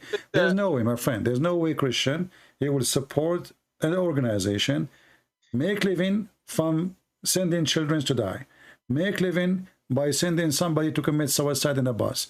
Okay, you cannot be Christian. You cannot be Christian and you do that. So for me, she is a filthy woman. She is no Christian. Like, let me tell you, I went to Palestine.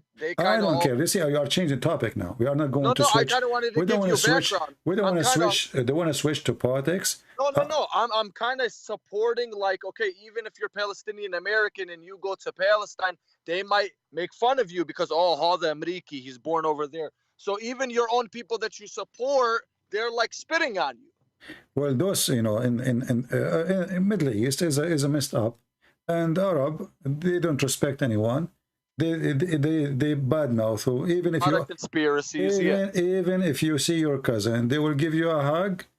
If you are a Middle Eastern, then you know they will give you a hug. After you leave their door, they start talking about you and about your wife. So you know better. Well, that's right. Well, yeah. That's right. So this is what they do, and this is who they are. And then they cry, they claim the Jew. They blame the Jews for anything. If the guy, his wife, she could not give a baby, he would say, we blame the Jews. If they don't have electricity, they blame the Jews. If somebody, he could not pass the exam, he blamed them Jews. You know, I mean, they blame the Jews for anything. Like, well, why we have a hole in the front of my door in the street? We are war in Israel.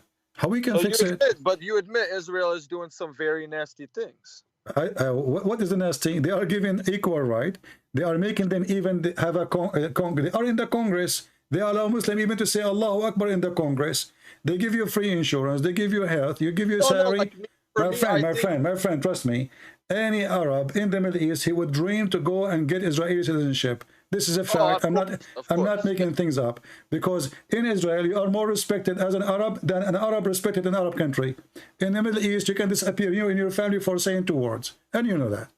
You're right. Okay. So what? Well, that's an Arabic thing. So what nasty thing? What nasty thing? You know, what nasty? I mean, this is the Middle East is the most stupid place ever. They speak too much about God, but they are not godly. They speak too much about honor and etc., but they have no honor. They are the people of gossip. They are the people of lying. The judge is corrupt. The police is corrupt. The king is corrupt. The president is corrupt. I mean, everybody is corrupt, but everybody is believer. You know, Akhi, you go to Muhammad said there's not going to be too many good people. Yeah, you go to the butcher to buy some beef. You go home, you find it a cat meat.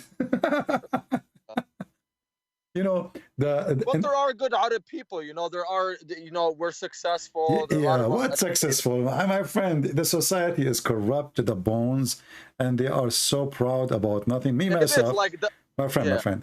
I'm not talking about Muslim now or Christians. I'm talking about Middle East, including Christians. I don't associate with them, because the majority, they have a very bad culture. Gossiping, They hate each other. The cousin hate his cousin. The family hate a family. The sister, she speak about the kids of the other sister. I mean, Every girl's a sharmuta. It's like, without using bad words, every disease in the world, you can find it there. In the same time, they are the most proud people ever. They are the decent. They are the honorable. Right. They are brother, we are the one who discovered electricity, really? Yes, and Shakespeare, his real name is Shakespeare. But okay, brother, okay, let's assume, and that's another point, if Muhammad was, okay, I don't want to write that down. Okay, so like, I think a good video for you, because you break things down pretty good. I don't know if you saw Andrew Tate, the Christian kickboxer. He said Islam fixes a lot of things, and he's right. Yes, there's bad things, like negatives. What? Islam fix what? People say stupid things, my friend. Who cares what this kickboxer is? Let me kick his ass. What he said? Tell me. Islam fix what? Well, he is 4-time world kickboxing champion. Who cares? We can kick, you know, because there's many ways to kick the ass. You know, these days actually. He went viral for saying this, and I just think like. No, tell me, Islam fix what? No, Islam fixes, okay, the role of women, where Christianity... What role of women? Okay, exactly, how tell come me. we can wear a shirt that says Jesus is gay, but if you say that with Muhammad, I know you could say it's a bad thing because we shouldn't just go kill people, but like, how come people don't defend Jesus the way we love Muhammad? Okay, well, no, you see, you're not defending Muhammad. You are defending yourself because you feel you are insulted, and you cannot take it to see somebody... no, but I can't. That's why I'm on your channel. Listen. First of all, let's be sure. If Muhammad is a prophet of God, and he have a God to protect him, why you need to go and kill for him to defend his honor? If Jesus is God, why I need to go and defend Jesus? Nobody should be killed. Like, this is a problem. It says like they kill for apostasy in Islam, but really it's not in the Quran. You are switching topic. I ask you, the guy, he said Islam fixed many things. You did not give me anything. Islam fixed nothing. Islam is the problem. Islam is the problem. Your rule of women for what? Women, she is an object of sex in Islam. No. Well, I want to give you the background of the video. He said that a lot of the problems that the Western world is facing now, Islam fixes it. Like what?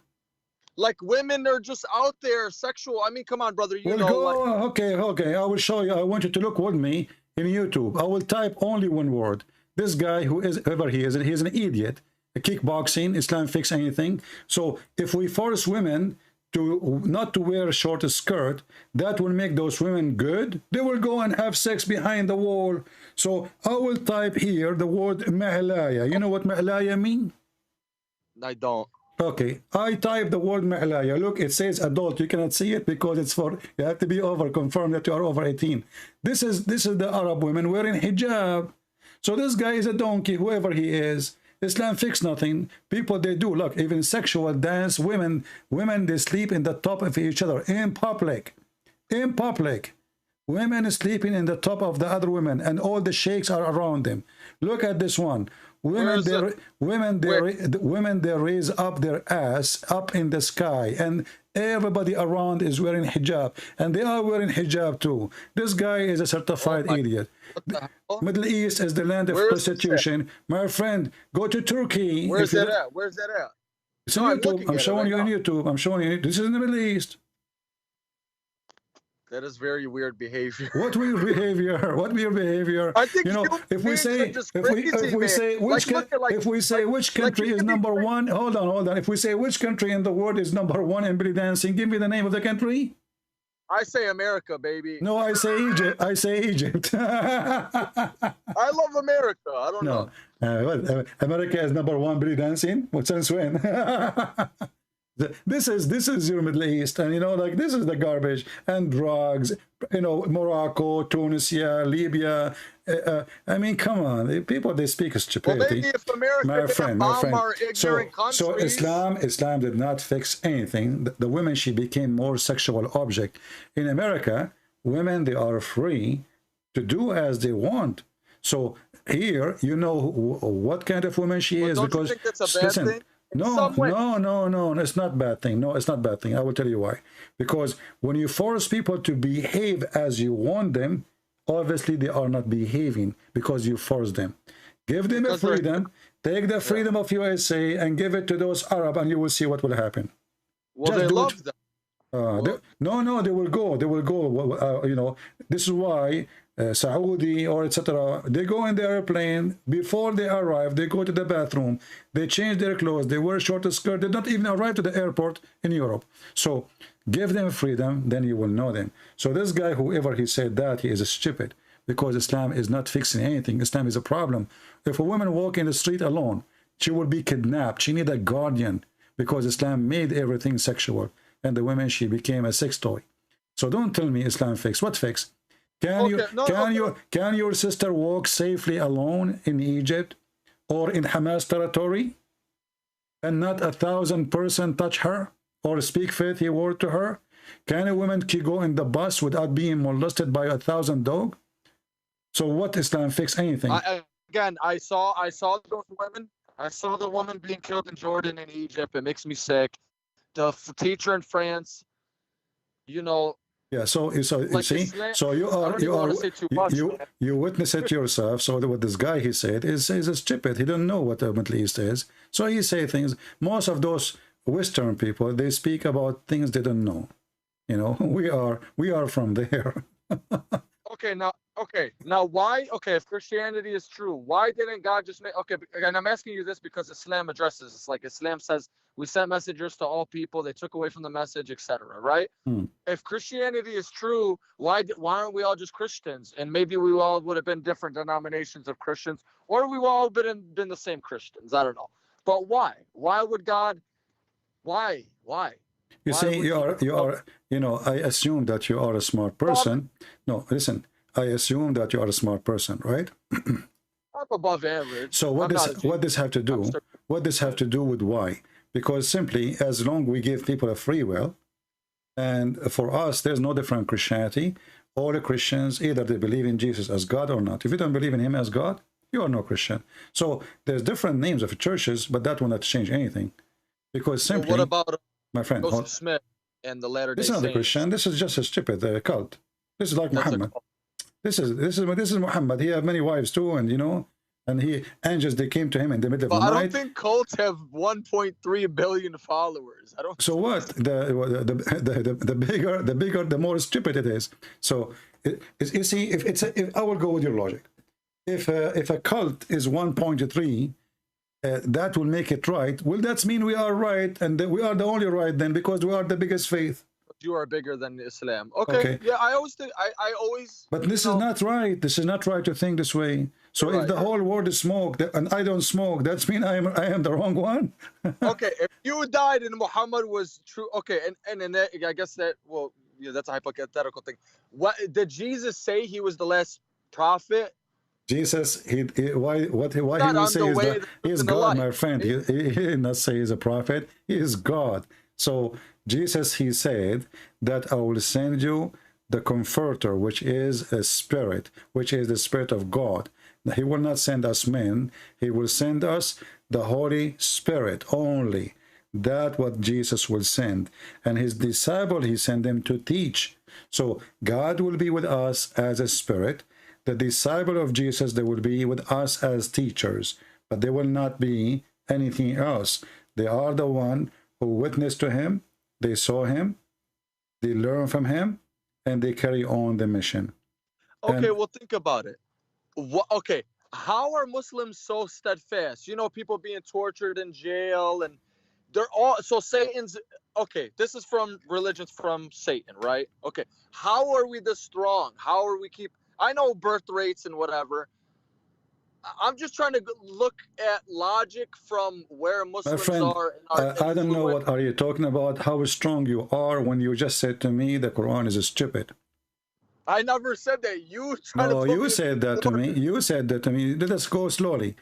How strong we are, and I ask you, when Allah he said, hail coming down from mountains in heaven, is that smart? Their faith. No. Is that smart for everybody in the world, you said no. No. I just want to clarify my point. Everybody in the world knows, like, man, Muslims, you know, comedians joke about this. About that what? You can never out Muslim. Eddie Griffin, They all joke about it. But no, my friend, Muslims are the most weak, can be defeated so easy for many reasons. Because number one, they betray each other. Number two, they are not united. Number three, they are not true believers. Number four, they are money seekers. All of those are your weakness. And since the time of Muhammad, everybody makes money. Look at the mega churches. No, my friend. Listen, you know how ISIS was defeated. How ISIS were defeated. How Saudi Arabia protected by USA. How all Islamic countries are under the command and the shoes of Joe Biden. This is the truth. Pakistan, the American, they want inside. Listen. So how you are? So how you say we are strong and we are etc. When you are under, when you live by their protection, what kind of a strength you have? No. Well, I mean our faith. I don't mean our strength. You don't have faith. As you see, I ask a few questions. Your faith flight away. What faith? You don't have faith. Well, I have well, you don't have faith. You just made fun of the Quran and you laugh at it. You forgot? Well, I'm not on my deen recently, brother. What? did you take hashish before you call me? Well, that's another subject. But my point, brother. Okay. So, my friend, you have no faith, you have no strength, you have no power, and you have no book, and you have no prophet, and you have no God. In the top of that, you have no religion, because all of you Muslims, and actually, if even your prophet, he says, my nation will be 73 sect. The Christian, there will be 71, 72. He says that, yeah. Yeah, so you Muslims are way divided more than others. Secondly, Muhammad, he lied here because his prophecy was true. This is false, because there is no 73 sect. There's millions. What 73 sect? How? Since when? Yes, because the Shia alone is more than 200 sect. The Shia alone. So how this what is? Do you mean, how you are, my friend? The Sunni are many sects, and the Shia are tons of sects. So how this is? How this is end with 70? Okay, I want you to count for me. No. What is Ismailiyah? You don't know what are you talking about? Even the Shia, the Ithna Ashariya, the 12, they have tons of sect. Even the Muslim Sunni, they have millions of sect. Go and read. You know, there's tons, 20 millions. Nobody even knows how many. I can't even count them. No, but there's the schools like there's the Maturidi. No. You see, this is sect still. This is still those sect. Are schools of thought. That's what I'm saying. No. This is, you see, this is a sect, because when you have different idea, different belief in what your brother believe, especially explaining the Quran, that's mean you are a sect. You see. What about the Jews? Why don't the Jews? Listen. Who care about this? You see, you are going left and right. You mentioned that nobody can overcome them. You said nobody can overcome Muslims. Muslims are very easy to defeat. They have even no protection, like military. Even your money is not to be trusted in their banks. You put it in the banks of the American. So how you can that's be? Because they're hypocrites. That's because no. This is not because they are hypocrite. That's because you don't trust Arab. No. Saudi Arabia, those filthy dogs. Muslims, no. Muslims don't trust Muslims. You know that. You know, I can. When I used to go to a Muslim, he is like in my school. I go to his house. When I go to his house, I sit with his sisters and his mother, and they are wearing short skirt. They don't hide from me. The second, another kid from our age, we are like in a high school, another Muslim, he knock at the door. Right away, the sisters hide, and the mother hide. They don't trust a Muslim. A Muslim don't trust a Muslim, and you know that. Don't lie to yourself. They trust Christians. So in the Middle East, you Muslim, you trust us. You can send your wife. You can send your wife to our house, and you are not worried. But you cannot send your wife alone to a house of a Muslim, and you know that. So you Muslims, the worm ate you from inside. It's a tree from outside, but there is no trunk. It's eaten by worm, and it's eaten by worm since the time of Muhammad. This is why all the caliphate were killed by Muslims. This is why all the family of Muhammad were killed by Muslims. That is very true. Because this is. They were half-hearted, brother. They were hypocrites because they knew. You see, those are the companion of your prophet. So you just said something very important. The companion of Muhammad. I don't like them. That's why I got away. I got an argument before, brother. Listen exactly. Listen what you just said. They are a hypocrite. Who? The companion of Muhammad, the caliphate of Muhammad. So if those are the best of Muslims are hypocrite, what kind of a prophet he is? Tell me your friends. Who is your friends? I will tell you who you are. So if your friends are a bunch of gang and hypocrite, That means Muhammad is hypocrite too. Yeah, but the Shia believe that he knew I it. don't care what the Shia believe. No, you don't jump to the Shia. The Shia is different level of No, because I madness. believe certain things like they say. Well, I gotta say about the Shia, they say certain things that the Sunni tries to hide. Exactly. Well, this is because So I respect them for that. I just, But we not to change anything that Shia is is a stupid sect the same as the Sunni. Who care?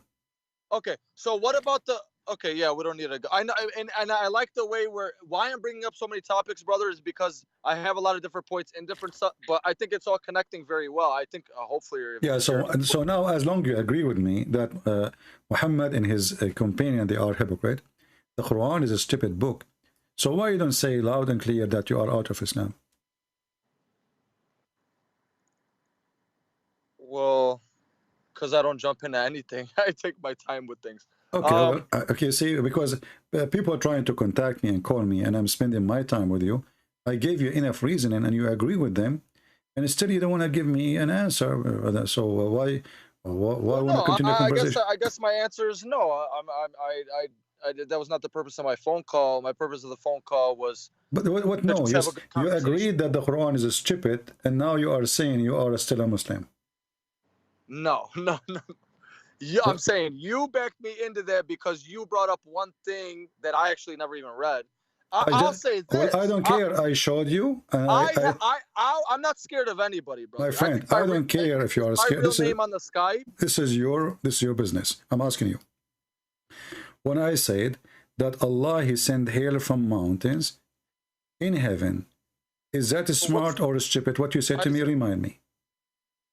Why is that? But that's the thing, brother, and you even know. Because remind me what you said. I said, is it smart or stupid? What you said? I don't know about that. I said, is it smart? You said no. But I don't. It's kind of like it's like, what kind of question is that? What do you mean? What kind of question? It's a question. Like, was Abraham sacrificing his son? This is not a stupid. This is a story, can be true, and you can believe it or you cannot believe it. It's your business. But here we are talking about. This is we are talking about something. But this is not about Abraham. This is about something we see around us every day. Is it true that hail is coming from mountains in the sky? Yes or no? I don't believe that to be true, but I'm not going to mock. Then, okay, that's me. I don't want to mock. Okay, my friend, you're wasting my time. Sorry, I can't continue with you. So you just said, I don't believe this is to be true. So you don't believe the Quran to be true. And yet you don't want to say, I'm out of Islam. No. So why you are calling me? You agree that this is going to be true. He sent down out of heaven a mountain. Where is the actually translation is false. It says he sent down hail out of mountains, not mountain hail. I think this guy is using Google translation. So don't waste my time.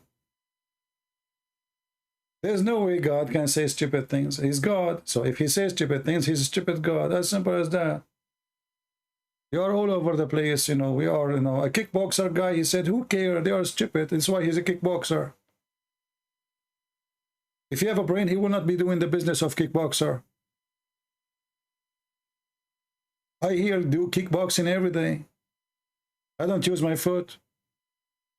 People who have no brain. Who is the best kickboxer in the world? The donkey. Did you try his head? If he kick you, you are done. Most likely you would have broken ribs or your stomach would become to pieces. So, a kickboxer, he says Islam fix problems. We will take things from kickboxer now. What kickboxer? Here we kick Allah every day. We ride him, we mule him, we feed him, we bust him, and then at the end he said thank you.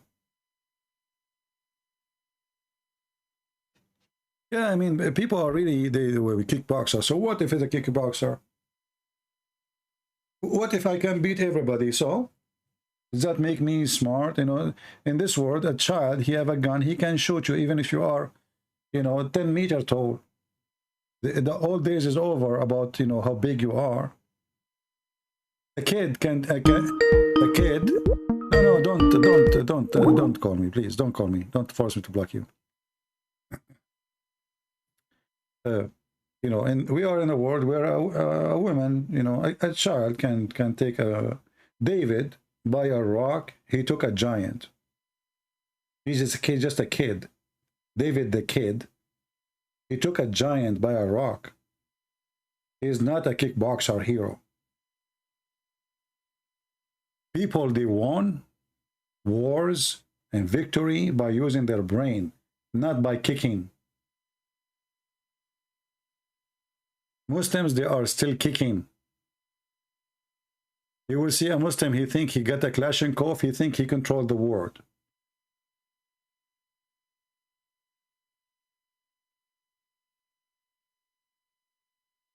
When Erdogan, he make a drone, he claimed a victory of the drone, amazing the drone. The chip is made in Israel. The GPS is American. The engine is from China. And they made a drone. Well, it's made in Turkey.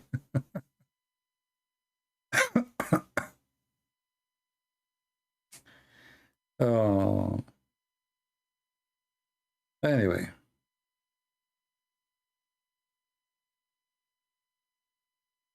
Okay. Let us see this person here trying to call us.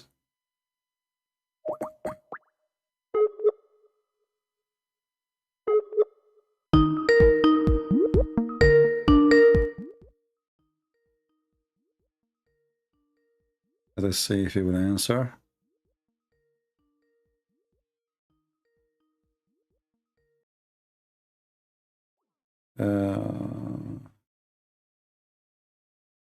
Oh, sorry, you are calling him this guy. Maybe he is asleep now. I think this is an old call. This is not from today.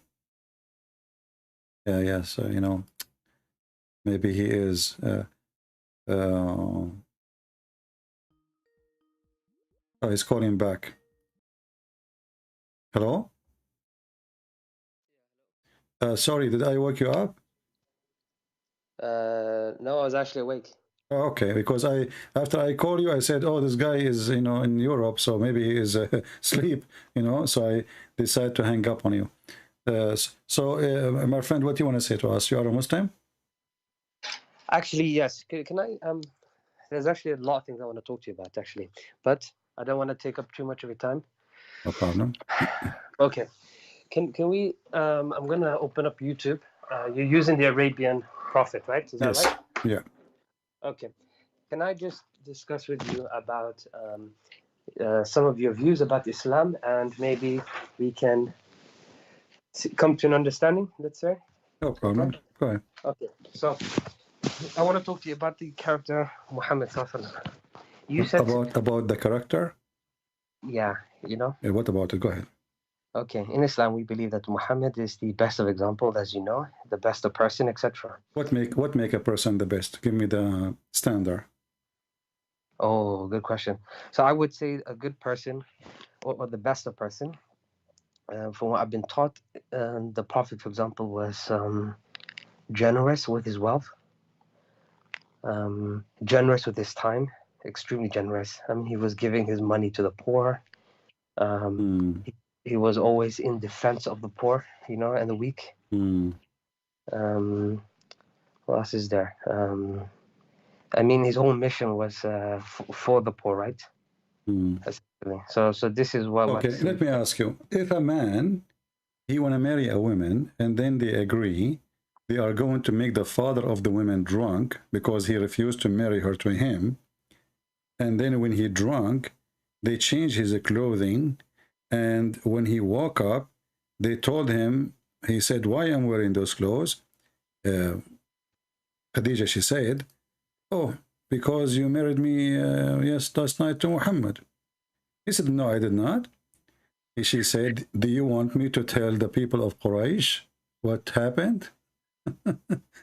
Aren't you going to be ashamed of yourself? Is that the one you are talking about? Yes. No. Look, we had a discussion before, and I brought this topic up with one of these scholars. So I traveled to the Middle East, spoken to a scholar about it. I believe you also provided me some references as well. Okay. So is that a good person or is a bad person? A person, he used alcohol, him and his wife, which is not his wife really, because his marriage was not real. It was a fraud, because the father did not marry her. You know, it was a fraud. So the person who his first thing in his life started based on a fraud, how he is the trustworthy? And you know, you said I gave you the reference, so I do not need to give you the reference again. What about Muhammad? He go to the house of his own son, wife, and he flirt with the wife when she was alone. Is that the trustworthy, the high standard you like for your family? Be honest with me. I'm not trying to make fun of your family or your father. If your father come to your house, and he flirt with your wife, what you will do? Well, that's not good, of course, right? So was he, Muhammad, a good person?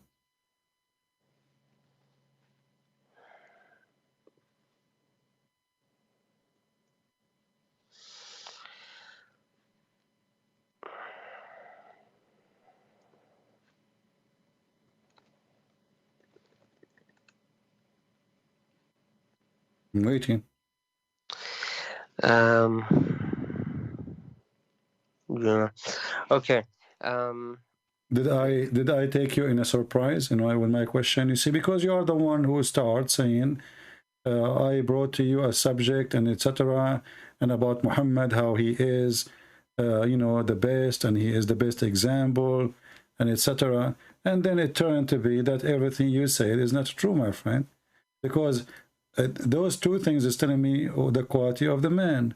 You said to me that he gave his money to the poor. Muhammad, he took the fifth of every attack to his pocket. What poor? When a blind man, he come to his house, Muhammad made fun of him and he kicked him out. There's a chapter in the Quran about it, because the people start speaking against him, saying, what kind of a prophet? He make fun of a blind man just because he's speaking to the rich people of Quraysh. Where is the quality? Imagine now you are talking to me and a blind man here, and I say to him, shut up, I'm talking to this rich man. Is that the quality of a prophet of God? Okay, and in regards to that story, he did not tell him to shut up. He turned away. No, he did. He did. Are you referring to Abasa?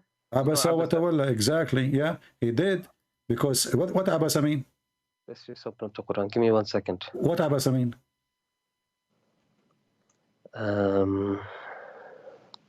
You speak Arabic, right? No, not so much. Okay. Chapter 80, verse number 1. Yeah, I'm just opening that up now. Okay. Sorry, give me 1 second. We got the Abasa here. Okay. Yeah, he frowned and turned his attention away. Okay, what frown mean? And turn his way? What does that mean?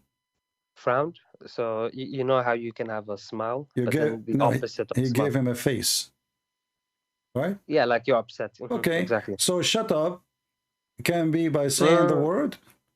Can be saying, you know, like, you know, looking at you in a very angry way, you know. So and remember, this guy, you know, he's blind, right? Yeah. So he don't see even what he's doing now. Correct? Okay.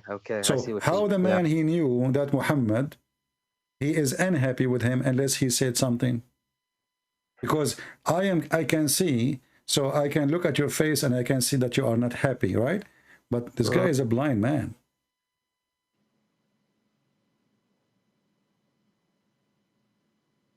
When the blind man came to Jesus, he said to Jesus, I want to see Lord. He's a blind man, poor and homeless, you know. And this is Jesus himself, walking in the street. Hundreds and thousands of people want to talk to him, asking for things to do. What Jesus did, he made him see. As simple as that. Here, we have a guy is not asking Muhammad to make him see.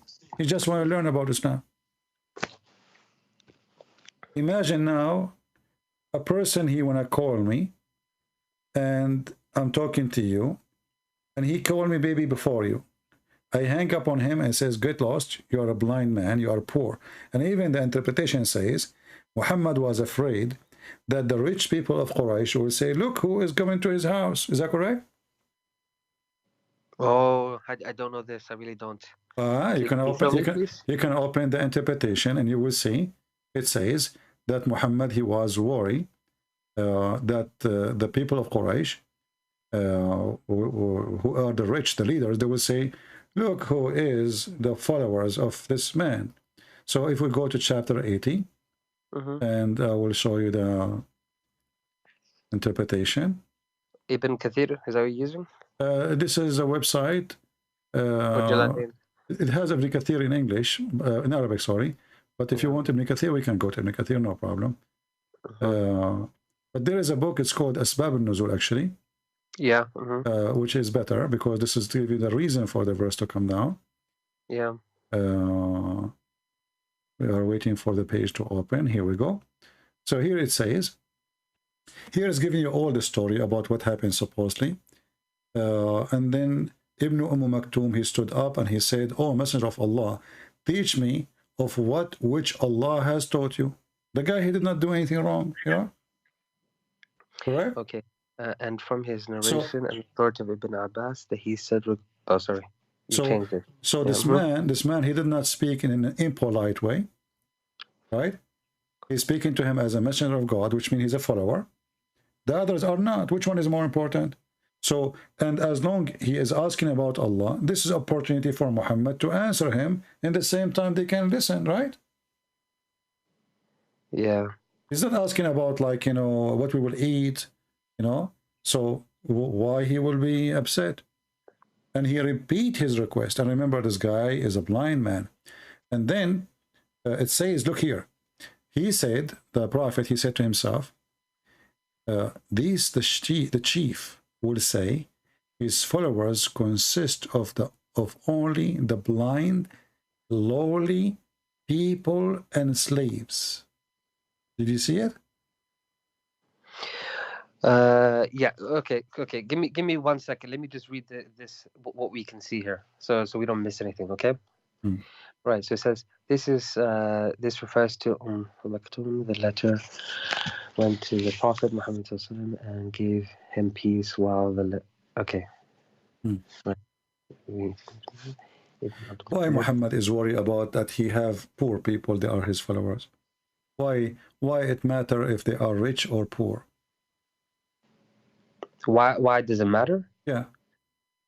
Well, you have to remember it actually does matter, first of all. Why? Right? Okay, so for example, if you went to Saudi Arabia and you went and preached Christianity, you know that right now it's illegal, right? Okay. But let's say that you managed to convert one of the prince to Christianity. You will be in a much better position to keep on going as opposed to converting a blind person in the street. But remember, is it right? No, this is not right, because simply, first of all, Muhammad is not in a society which forbid him from teaching. As you know, the Arab, they have 360 gods around the Kaaba, correct? Which means they are really very tolerant to other belief. And this is a proof that all what Muslims say is about how intolerant they are, it's a lie. It was Muhammad is intolerant to them, not the opposite. Because the Arab, as you see, they have all those gods around the Kaaba, and nobody kill anyone. Nobody kill anybody. Everybody worship his God, and everybody's fine. So Muhammad here, he have a freedom to teach, and nobody oppress him. And now he is speaking to the leaders, and they are coming to his house. Correct? Yeah. And the question is about God. So in any way, Muhammad, for him, it's an opportunity to teach about his God. Somebody opened the topic. Thank you for opening the topic. Let us teach you about God. Isn't this what he want to do? But look what he thought. He thought, oh, he didn't say, I want to convert the chief. He said to himself, look, look, look, look. Now they will say, the only one who follow him, They are the blind, the lowly, and the slaves. So Muhammad is the one who looked down at the Muslims, not the chief. In fact, the chief, they are the one who will start wondering why he's doing that. And this is why he made this verse, because they were talking about what kind of a prophet he do such a thing. Why he do that? Muhammad's second day, he starts saying, oh, he heard the news about, they are talking about how bad he is, that he, you know, gave a face to a blind poor man. He was not the decent, ethical prophet of God. He was the opposite. He cared for the rich. He don't care for the poor. And you said something very important, that because if you convert a prince, it's better than converting a poor. That is satanic. That's me. How is that satanic? It is satanic because you are leveling. You are not seeking really saving souls. You are seeking business. You want to have a successful business. If God is with you, who is the prince? Who is the king? No. I think you misunderstood what I said. No, I did not. No, I did not. He is trying to convince the chief, because that will make it easier for him to spread Islam, correct? Not only easier, but it will be in a much safer environment as well. Well, my friend, the Muslim, they claim that the family of Muhammad, they are the most powerful in Quraysh. So what safest environment? And no one claimed that. Okay, they claim he's from. Isn't Muhammad? He claimed that his family is the best of Quraysh. And then later we find that all of them, they are homosexual. So my friend, listen. Wait, really? Homosexual? Yeah, you can go read my book, Section Allah, and you will die laughing. All of it is coming from your Islamic books. All of it. All of it. Zero. Okay, but are you saying the Prophet was homosexual as well? I'm not saying he is. Properly he is. As an example, Muhammad, he go and he opened the door totally naked and he kissed men. When he is naked, is that something nice, normal? I don't know. You tell me. So totally naked, you mean absolutely naked, kissing men? Is that what you're saying? Absolutely naked. Kissing them where, in the mouth or something? I don't know where he kissed him. I wasn't there. The hadith says he kissed, he kissed. I don't know. I mean, kiss is a kiss, Kiss is a kiss. Where the kiss, I have no idea. I was not the director. Read this hadith with me. It says that Zayd ibn al-Harith, very well-known person, he said, he arrived to Medina while the Messenger of Allah in his house. So he went and knocked at his door. So the Messenger of Allah stood naked, dragged his garment, and by Allah, I did not see him naked before and nor after, and he hugged me and kissed him. How you hug a man, he is totally naked, and you kissed him? He hugged him. Muhammad, he hugged him. The guy, he kissed him. And he is naked. Yeah, well sorry. Let me just read this again. Sorry. Zayd bin Harith arrived in Medina while the Messenger of Allah was in his house. So he went and knocked at the door. So the Messenger of Allah stood naked, dragging his garments. And by Allah, I did not see him naked before nor after. And he hugged me and kissed me. They say that the meaning of naked here is that he was not wearing his ridda or upper wrap. And then towards he was dragging. Yeah, okay. So he seems that he was naked from the bottom. No. You see, this is false. The English you see there is not in Arabic. This is the Arabic is not there. This is false addition to. This is why they are adding one and etc. Here we go. The Arabic doesn't say anything of what they are saying in English. Okay, so you can go and copy the Arabic. His adopted son. You can go and you can go. How his adopted son and later he slept with his wife. Secondly, my friend, you are naked. I mean, even if you are, it's your son. Do a man, his private part is in the front of him, he hug another man? What son? Anyway, you're a prophet, he wear women Aisha clothes. You're a prophet, he put eyeliner 3 times. He pee like a woman. I mean, everything is wrong. But this is not the problem now.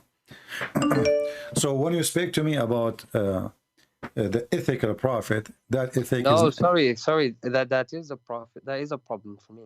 You know, if what you're saying is true, then this is not good. I'm not saying anything. I'm not saying anything. It's in front of you. This is you Muslim saying, not me. No. So right. So this one here, they're trying to explain, saying that he was naked only from the upwards, right? Not the bottom. Nowhere it says that in Arabic. Read it. Here we go. Nowhere it says that. It says فأتاه فقرع الباب فقام إليه رسول الله صلى الله عليه وسلم عريانا يجر ثوبه والله ما رأيته عريانا قبله ولا بعده فاعتنقه وقبله قال أبو عيسى هذا حديث حسن غريب لا نعرفه من حديث الذري etc. Well, there's nowhere all the explanation is there. This is additional to cover up the problem. Yeah, okay. You can take the English, the Arabic words, you can post in Google translation, and you will see that all of this is addition. All the English you see is addition, is not there. Okay. And you said he was wearing Aisha's clothing, right? He wear Aisha clothing, he put eyeliner, you know, I mean, everything about him is wrong. What about the man who came, Muhammad, he came from his back, and Muhammad, he started tickling him. The man, he was topless. The man, he said to Muhammad, this is not fair, joking with him, like laughing. I am topless, I'm naked, topless, and you are not. And then the Prophet, he left up his shirt. So now both of them, they are topless. And the guy now, he hold him, he put his back on him, and, you know, he kissed his stomach? He embraced him, and he began to kiss his side. No, but it wasn't tickling. The Prophet accidentally hit him with a stick, right? No. Read it. Oh, you have it open here. Read it. It says here, okay. The man of Ansar said that while he was given to jesting and talking to the people and making them laugh, the Prophet poked him under the rib with a stick. See, it's not a mistake. He poked him. He said, let me take retaliation. He said, take retaliation. He said, you were wearing a shirt, but I am not. The Prophet then raised his shirt, and the man embraced and began to kiss his side. Okay. Then he said, this is what I wanted, messenger. Okay. Right. This is weird. Yeah, I don't know why he's poking people with sticks, and I don't know why people are kissing his stomach. That's strange. Or his side. He embraced him, and the Prophet, he left up his shirt. So now both of them, they are naked in the top. Yeah, and he kissed his side, so he was on his knees. Kashhahu is even down his side, not the side, down, like down from the side, like, you know, the where your waist is. This is where the kashhahu, under the belly. Yeah, the hip area, right? Does it sound like a prophet of God, or two lousy people? Maybe, I mean, maybe they are not, you know, doing something, you know, purposely wrong, but yeah. All, as they say, all roads take you to Rome. So all details is taking us in one direction. Okay, I also heard you mention. So what is holding you to be a Muslim, my friend?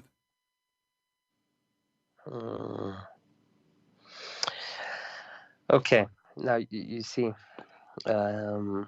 since we last spoke, it was a couple months ago. Right? I forgot, you know, really, remind me of yourself. Okay. No, I see, fine. actually, I just noticed a text from you, but I didn't know if this is, it's like, is that an old please don't text? mention my name. Please don't mention it. Just call me. I will not mention your name, but you spoke to me before, as I understand, right? Yes. Okay. Okay. So we spoke before. I've noted down everything that you mentioned. Yeah. I then spoken to local scholars in the UK. Well, we call them sheikhs, not scholars. And I didn't get my answer, so I went to the Middle East, booked a flight, went there, and started asking scholars there. Okay. Right. I did not get a satisfactory answer, to be honest. And as you know, there's no point of lying or trying to defend something that you know what I mean. Mm-hmm. So what's holding me back is uncertainty. I'm not too sure. I don't feel this is right, you know. Mm. But if I'm wrong, you burn in hellfire. It's a very big problem. You know, if you change your gender, you can come back. I will give you a way. This is between us, and you know, don't tell anyone. If you change your gender, Allah can take you away. If you go to Thailand and you install a new nice boobs and a nice private part of a female, Allah will take you from hellfire, guaranteed. Do you know that? No. Okay. Well, because the punishment for anyone who is actually, I'm sure you know about the hadith about people who change their appearance, right? No. The Muhammad, he said that Allah will take 70 women from the inheritance from hell, who all those women, their front passages are desirable. Mm-hmm. So all what you need to do, in case you are afraid, go and do whatever you want. Just go to Thailand, change your gender, and and Allah will take you out of from hell, because you have nice passages. Have you ever heard of a God? He will take women from hell because they have nice passages?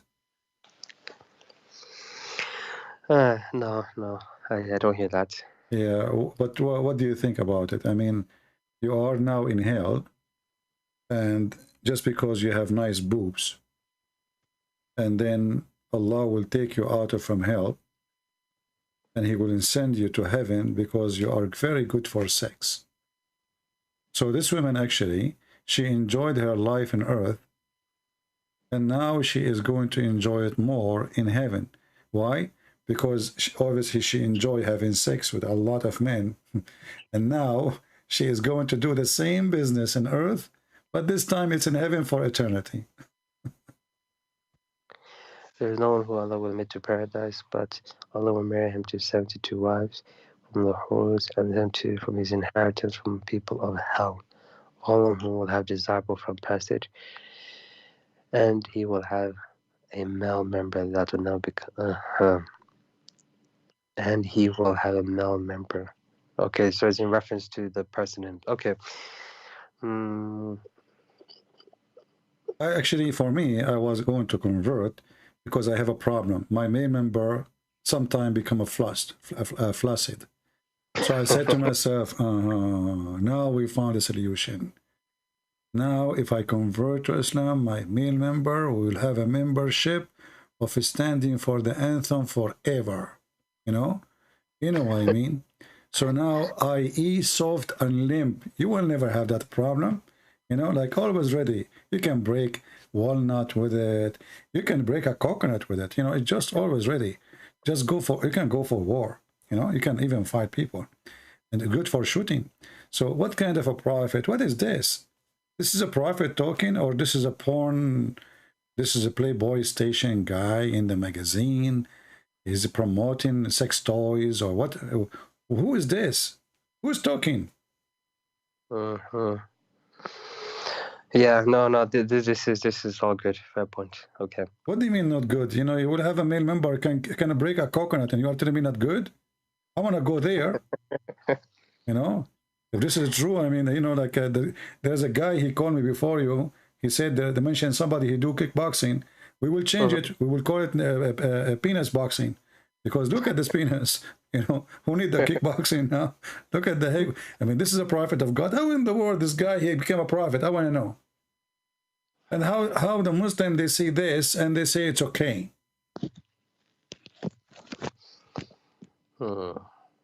Okay. Now, right. Let me take one step back. But be careful, you know, because don't step on it, because now it is so strong, you know.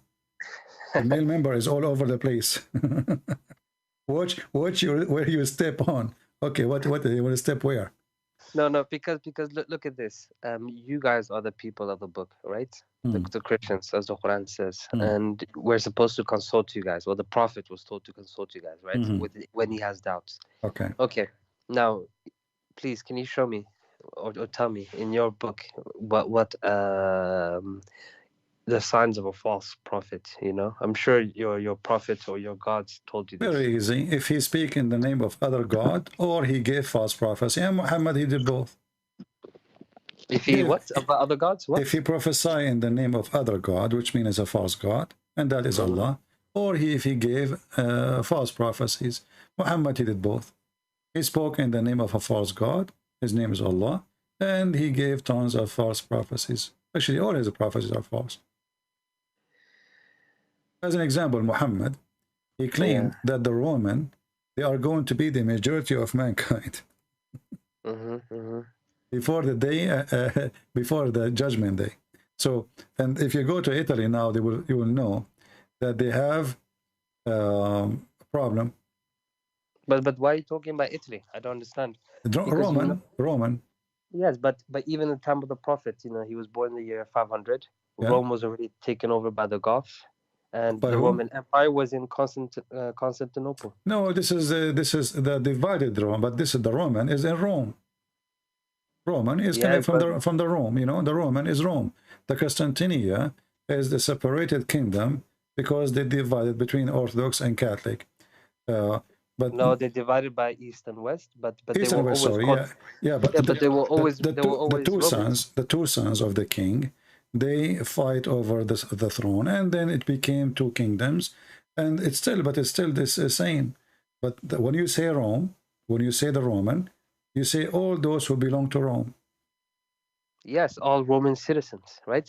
And you know, even people back in those days, people in North Africa, in Egypt, were Roman citizens, right? But no, only the Roman are Roman citizen, the rest are not. There's only a few people from the rich ones, they've been given like the honor to be called a Roman citizen. But reality is the Roman is the Roman. It's like now, in USA, I am an American citizen, but I am not a native American. Is that correct? Yes, but if I say to you that one day America will be the majority, in America, you're considered American. So you are part of this group. Okay. So when we speak about the Roman are, at that time of Muhammad, they are a state, are they? Yes, because of even in the Qur'an in Surah Rum. Okay, what is the Roman state today? The state is destroyed, but their people and its culture is still here with us. No. Yes, he's speaking about people, not speaking about culture. We're not speaking about pizza, my friend. Yes, okay, but if you say, for example, like, okay, if I said the Abbasid and or the Arabs will be the majority, are you going to consider the Egyptians as Arabs or not? First of all, Arab are not an ethnic, and Arab, they are not a country, and they are not a kingdom. When you say the Roman, everybody knows, understand very well. Who is the Roman? He said a room. A room.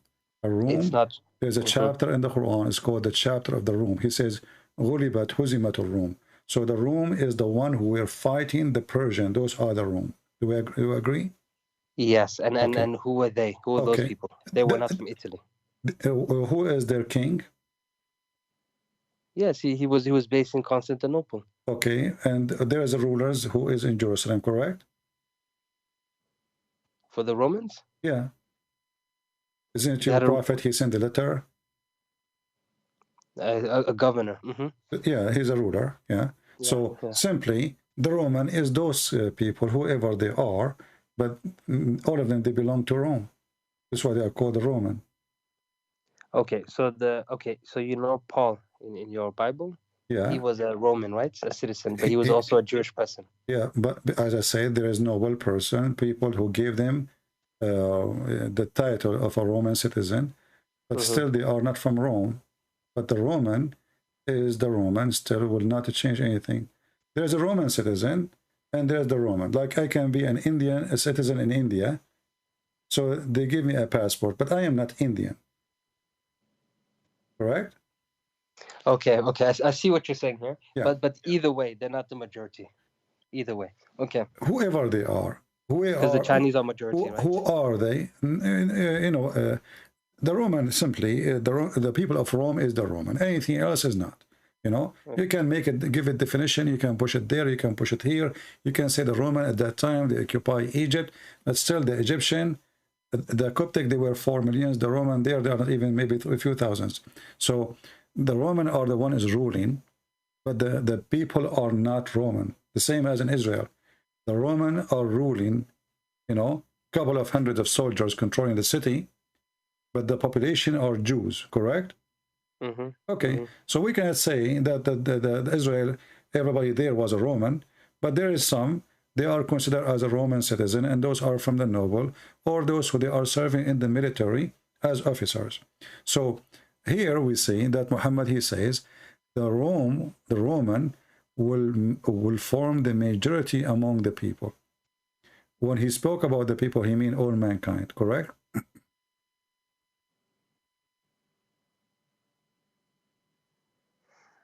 So did he say that? Sorry. What was your question? When he said the Roman, they will form the majority among the people. Who is the people? What he meant by people? No, this is humanity. Mm-hmm. Humanity. And this is absolutely false. Let us say the Roman is European. All of Europe together is not even 400 million.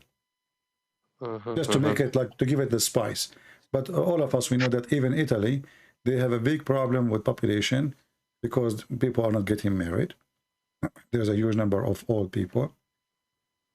And the younger one is way less than the one who's dying. So if this country continues like this, maybe in 60, 70 years, Italy will disappear as a population.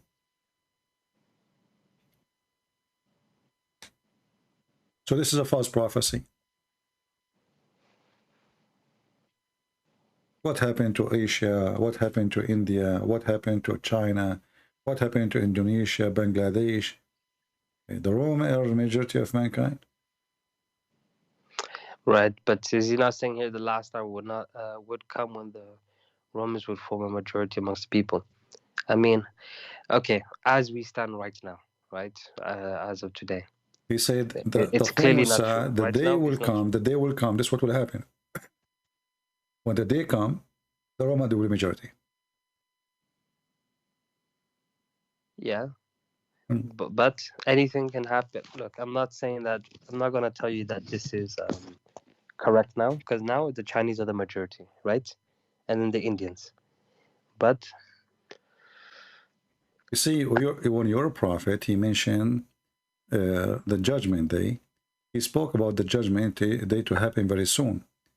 The previous one who called me, he mentioned the hadith where it says, he said to a youth person, this person will not grow to get old before the hour come. The Muslim, they try to fix it. They says, oh, he don't mean the hour, the judgment day. He meant their hour. That's false. What their hour? There's no hour come to anyone. There's 1 hour. The hour of the second you say the Sa'ah, everyone understand that it is the judgment day. So Muhammad, he gave tons of false prophecies. And if you don't want to believe in, I mean, to consider those, the Quran itself, we just ask the person before you, do you agree with the hail coming from mountains in heaven? I will give you the same question. Because this is a prophecy too. If I'm a prophet claiming that I know, and my God, he taught me, and then I say that hail is coming from mountains in heaven, that is a claim of a prophet, not a claim of a person speaking about guessing, right? He's not guessing. He's speaking about facts. Is that correct? yeah, okay. I know the verse you're referring to. Okay, so if this prophet, he is making a statement, and this statement is obviously silly, stupid, then he's not a prophet. This is a prophecy because simply he's talking about something at that time people do not know. So he is telling them something. The reason he's mentioning this, why? Because supposedly he is delivering information from God, right? And this information is at the unseen. It's something we don't see how it works, how it happened. So he is telling you about the unseen, and the unseen, you know, saying, or the God who is telling us about the unseen, there is hail coming from mountains in heaven. Allah break it from those mountains, send it down.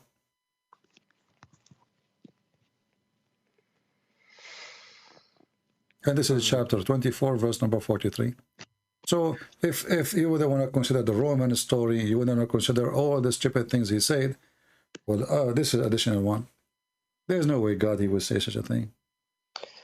Hasn't thou seen how God has drives the clouds, then composes them, then converts them into a mass, then how sees the rain issuing out of the midst of them? He sends down out of the heaven mountains, wherein, wait, what? He sends down out of heaven mountains, wherein is hell, so that he smites whom he wills. Okay. Can you just give me the verse? I'm going to use a different translator. Chapter 24, verse number 43. And different translation we can change. They are adding things just to fix it. 24. You said 33? Chapter 24, verse 43. Yeah, okay. Right, let's see him.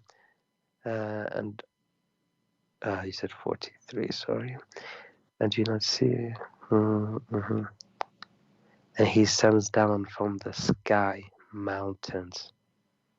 But he put brackets of clouds. Why would he do that? Okay, he then sends. Okay, so he sends down from the sky mountains loaded with hell. Okay, you know, in the other translation I'm looking at here, in fact, it says here that.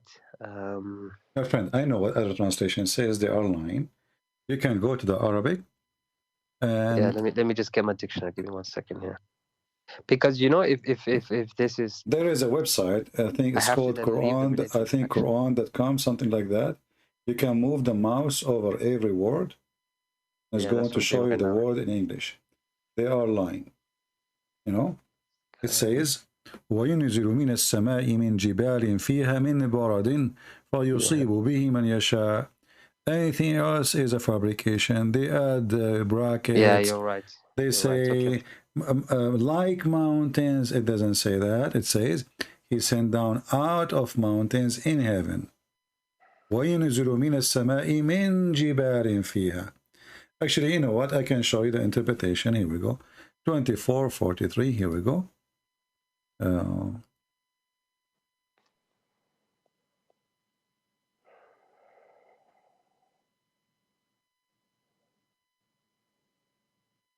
No, I've checked it on my side. You're right. Okay. Yeah, I mean, see, when we are reading Arabic and we are in public and it's recorded. If I'm lying Muslim, they will laugh at me. You know, I mean, they are in denial all the time. But a smart person, he will not lie, because people, they will use it against you. You know, if you are trying to be honest. So he sent down. This is the tafsir. Ibn Abbas, it says, he sent down from heaven, from the heaven, mountains wherein is hail. He sent down hail from mountains in heaven. Do you see it? Yeah, I can see that. And this is Ibn Abbas. So all the translation, they are trying to cover up, you know, duct tape. This is what the Muslims do. They duct tape their Quran. The add words is not there to fix it. Yeah. Okay, I don't do this.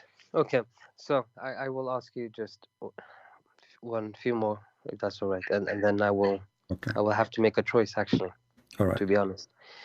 Okay. Oh my God. Okay. So we okay. What's your God's name? Is Yahweh, right? There is no really. You see, the people who don't speak the language, because the language is a foreign language, so they think when he say Yahweh, it's a name. It's not. Yahweh is I am who I am. So for you, because you're a foreign person, you hear it with a foreign tongue, you think it's a name, but the fact it's a sentence saying I am the one who exists by myself. I'm God. So it's not really a name, you know. So when Moses, he asked God, what I will tell my people, what's your name? He said to them, tell them I am who I am. And, you know, you will notice that the Jews, when they speak about God, They say many things, but they don't say names. So like Hashem, you know, I mean, there's many titles, as I say, or description, but it's not a name for a very simple reason. Because if God is a miracle, there's no language and no letters can describe him. Okay, so your God doesn't have a name.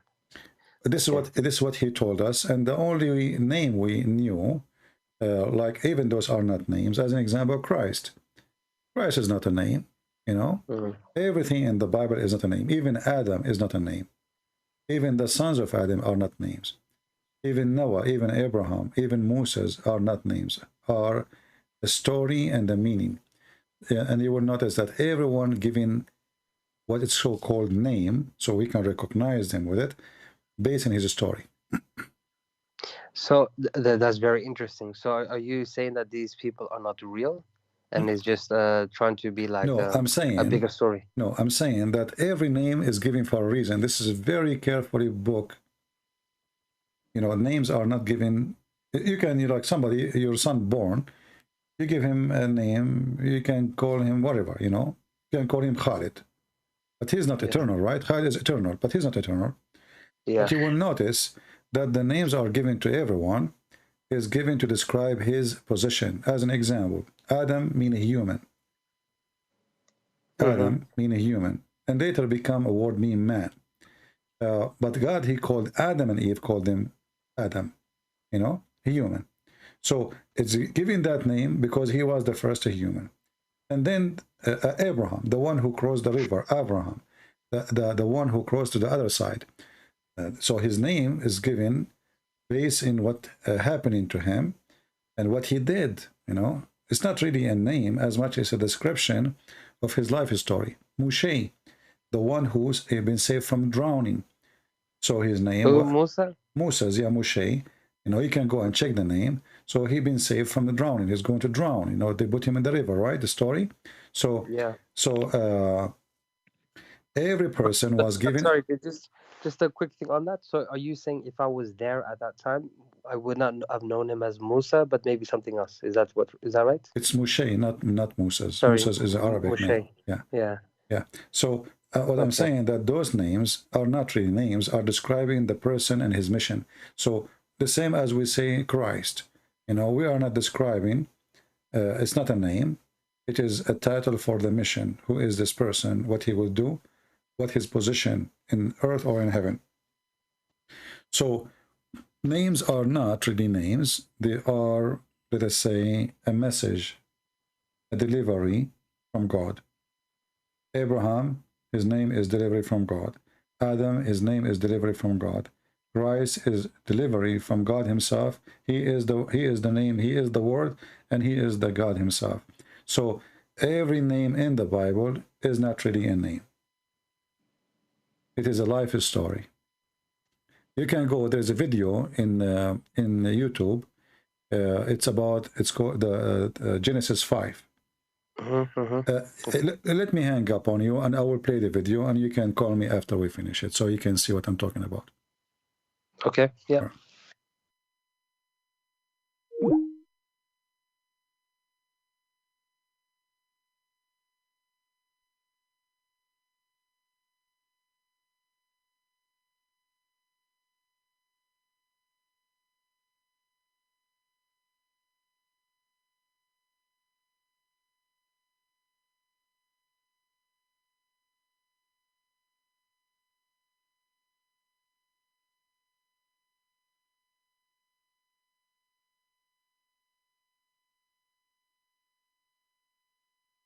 All right.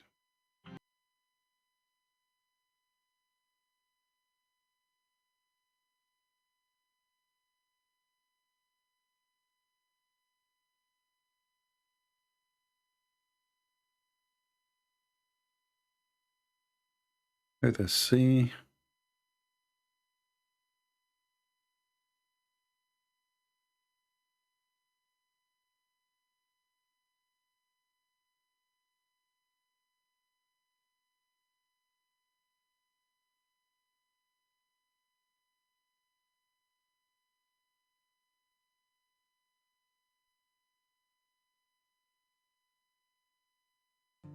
There's another place that God appears to have laid out his plan in advance, and that's in some subtleties, and one of which I'd like to share with you in Genesis chapter 5, a genealogy. The genealogy in Genesis chapter 5 goes from Adam, the first man, down through Noah.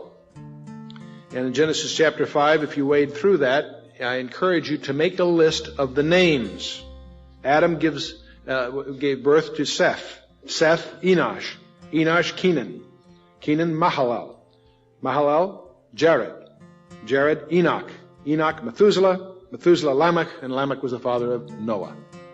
Let's take these names. 10 names. But see, the problem is we need to know what the names mean. And if you have a study Bible or a source, a lexicon, what have you, you know that the name Adam means man. As you go through your Bible, when these names are typically first introduced, most of your marginal footnotes will tell you what the name means. Adam means man. Seth means appointed. Enosh means mortal. Kenan means sorrow. Mahalalel means the blessed God. Jared means shall come down. Enoch means teaching. Methuselah means his death shall bring. Lamech means the despairing. And the word Noah means rest or comfort. Now, let's read that genealogy as a sentence. Man is appointed mortal sorrow. The blessed God shall come down, teaching that his death shall bring the despairing comfort. Isn't that wild? So as you see, it looked like it's names of people, you know. He have his son is etc. You know, and you will find some names are really strange. I mean, his death. Why anyone want to call his son his death? His death shall bring. Why anyone want to call his son such a name? So for us, because we don't speak the language, it appear like names because it's a foreign language, but in reality, it is a message. So when somebody says, where Jesus in the Old Testament? Where is the Messiah who will come as a man? Where is the Messiah will be crucified? Where is the Messiah is going to die? And where is this is a Christianity. This is a Christianity, all of it. It's just in one chapter and a few verses about the sons of Noah. So the ignorant, they think it's name. The learned, they knew what it is. Let us call our friend here and see if he heard me.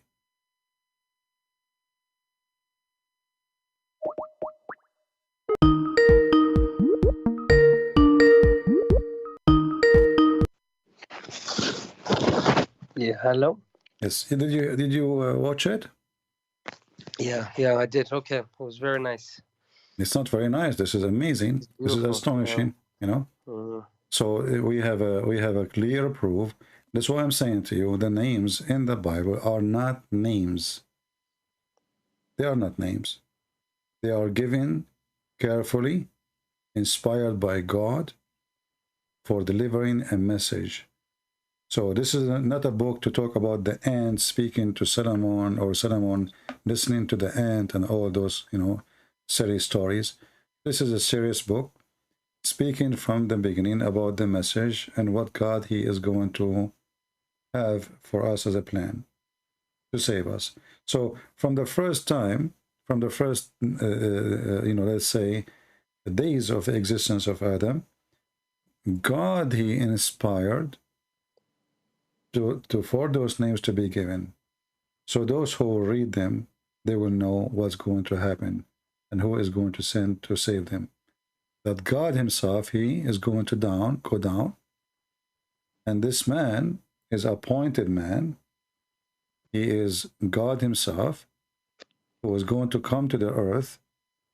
And his teaching and his death is going to bring despairing, and comfort. Okay, I did not even notice this until now. Okay, right. It's talking about Jesus as well. It is Jesus. Yeah. Yeah. Mm-hmm. So the Muslims, if you ask, the Muslims, like you are a Muslim, what Abraham mean? You don't know. No, we don't know. What Adam mean? You don't know. What Mikael mean? You don't know. Gabriel? You don't know. Israel? You don't know. Because Muhammad religion is a theft. Muhammad religion is a theft. If you remember, there's a video of Didat, and he was making fun of the Bible speaking about Israel or Jacob struggling with the angel of God or with God himself. And he says, what kind of a book he says that? But the idiot, he forgot, because he's ignorant, that the word Israel is that a story. Why Israel? Why Jacob became Israel? There's nowhere in the Quran that says to you how and who is even Israel, right? The Quran mentioned Jacob, but nowhere it's mentioned how Jacob became Israel. No, it doesn't mention it. You're right. So did that because of his ignorance. He forgot by accepting the name, he accepted the story in the Bible. Because the Quran says clearly his name is Jacob. So what happened? How Jacob became Israel? The only answer for that, you will find it in the Bible. So Muhammad, because he's a thief, he stole names, he do not know what they mean. And that's why he is, he got busted, he been exposed. So then this makes me ask you another question, because I'm out. First of all, let's be clear here. You are out of Islam already, right? Yeah, I think so. I mean, you know what I mean. Yeah. Okay. Let's be serious. It's All right. Yeah, I mean, I can lie to people, but you know what I mean. It doesn't make sense. Yeah. Wouldn't be right to even say that, actually. Yeah.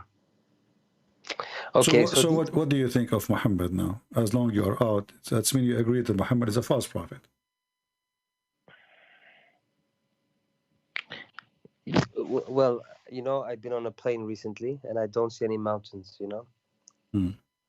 So, yeah, this cannot be true. How can you say that? God throws a mountain of ice, and aims at people. This is not even a nice thing to even say. Yeah. It's actually kind of a horrible thing if you think about it. It's very mean, because they have no chance. So no, this is not good. Okay. So these people then, Adam, Noah, are these all prophets? In Islam, every character we have is a prophet. You know what I mean? Every character? Okay, so in the Quran, we have 25 prophets, right? Yeah. Are mentioned explicitly in the Quran. We have Solomon, we have David, we have Elijah, Yahya. There's no such a thing. Yeah, anyway, he gave them their own names. Anyway, okay. Their own names, yeah. But my question, I mean Elias, But my question to you is, are these also prophets? Because when I read the story of David in the Bible, I don't think he's a prophet, Well, everyone he understands the word prophet in the way he want. So a prophet, if somebody spoke to God, some people, they say he is a prophet because God spoke to him. But that Mary, she received message from God, correct? Yes, exactly. But she is not a prophet, right? So it depends on the person and his intelligence, how he can see things and how he want to see things. For us, all the names in the Bible, even Mary herself, exists for a reason, and that reason is the coming of Jesus. Otherwise, the rest are not really important. So David is not important. Solomon is not important. What is important is that God, he loved the world. And because he loved the world, he sent his only begotten son to save the world.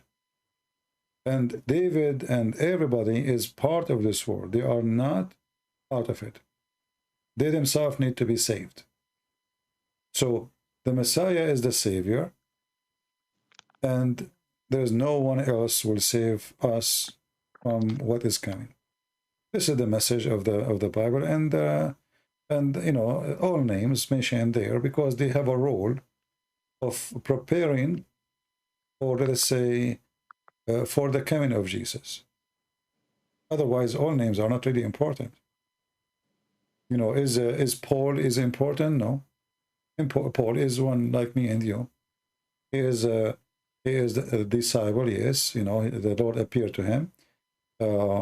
He is a church father. Yes, but still, the Bible says all men, they are sinners and they are short of the glory. So all of us, we need a Savior. His name is Jesus. So all the names, they are there for a reason. And this reason is that, you know, that God will come on this earth to save us. Okay, but okay, that's fine. I think, to be honest, it sounds good. You know what you're saying. You see, all of us, like now, I'm here with you, and we are talking. Why I want to waste my time and you waste your time? What about you go watch a movie, I go watch a movie? What do you think? You know? So we are here for a reason. And based on your interest, the reason exists. So the one who have interest in something, he will be where he is interested. That's why, you know, the Bible says, like, you know, where is your treasure, your heart will be. So if your treasure is gold, your heart will be with your gold. If your treasure is God, your heart will be with God. If your treasure is sex, your treasure will be with sex. So where is your treasure, you will find yourself. So everybody, every human being, he have his own interest. And your interest is who you are. And this is why there's people of God. You know, you mentioned that the Quran calls us people of the book, correct? Yeah, yeah. And the Quran never called Muhammad or his people of the book. Actually, he called them Ummiyin, which mean ignorant, you know, the ignorant. So when the Quran, yeah, not illiterate, ignorant. You see? So when the Quran says Ummiyina Rasulan minhum, yeah, saying that you see, the the Muslims, they don't even understand their book. I mean, this is how ignorant they are. Because you see, the chapter 2, verse number 78 says, some of them, they are Ummiyin, they do not know the book. So the word Ummiyin is about not knowing the book of God, not about not knowing how to read, how to write. You understand? Yeah, I understand. Yeah. So the Quran itself gives definition. The one who do not know the book of God, otherwise it will be funny that all the Christians, they knew how to read, how to write in the time of Muhammad, and that's impossible because, you know, education is not available for everybody except the wealthy usually, you know. You know, a person, not everyone, he will get a chance to learn how to read, how to write. So the Quran says it clearly, and actually this is coming from the Old Testament, the Gomai, the ones who they are the pagan. Here the ignorant is the pagan. So we are the people of the book, and everybody else is pagan. This is the definition of the Quran. Quran says people of the book, people of the book. Why? Because everyone else is pagan. And that means Muhammad himself is pagan.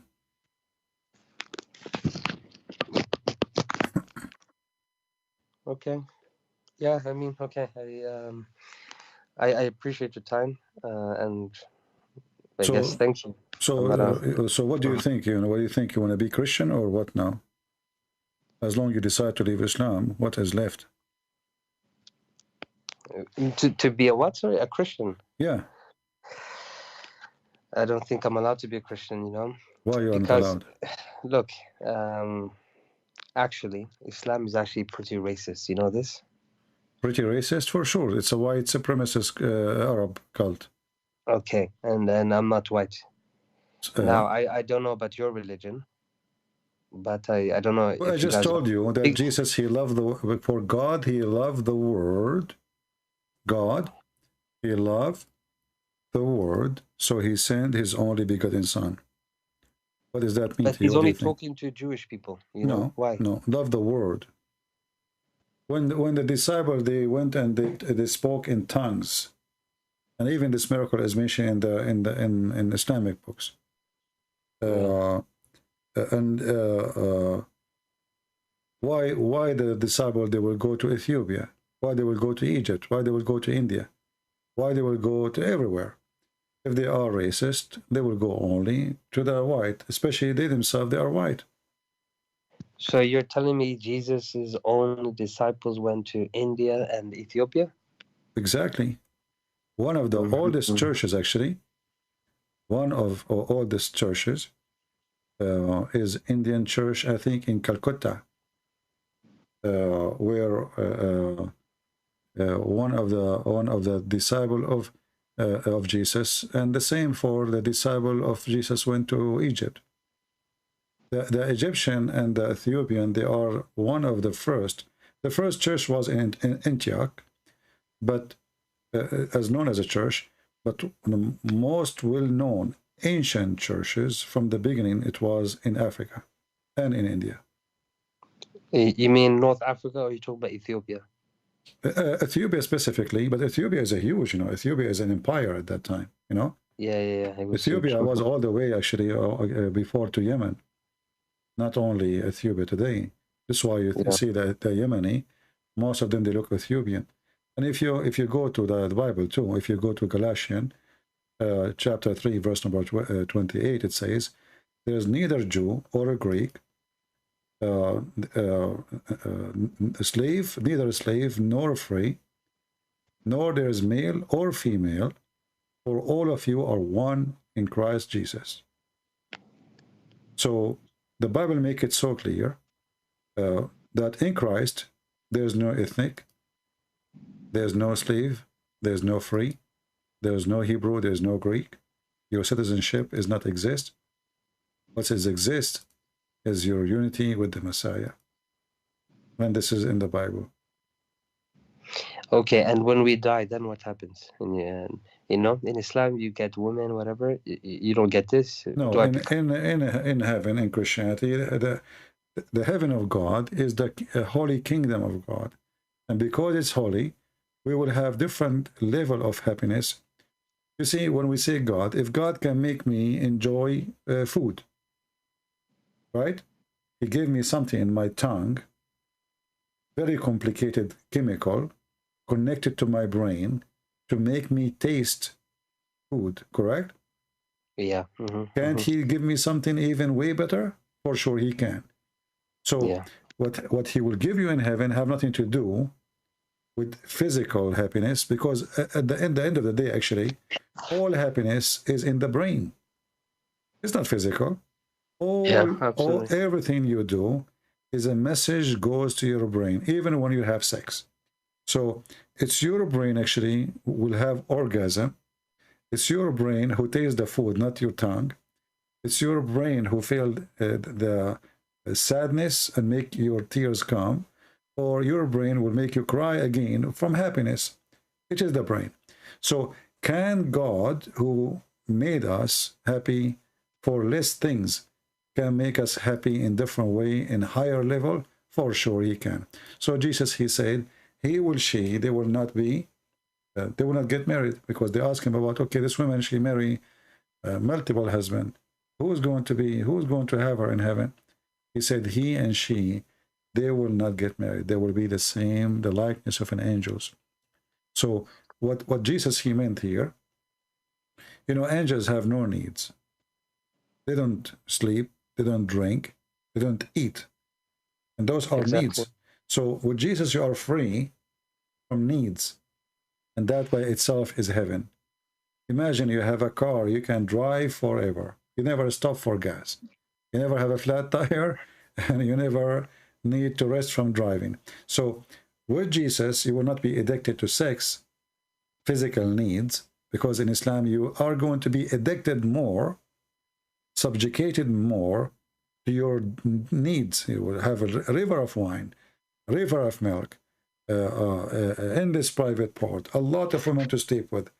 With the Messiah, you will be a child of God, and you will be the same as an angel.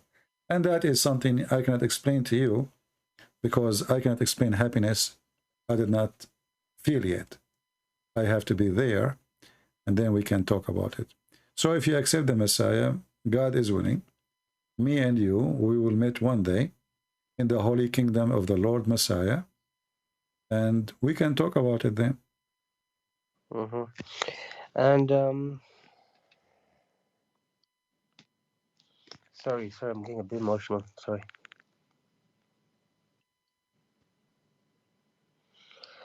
Okay, right.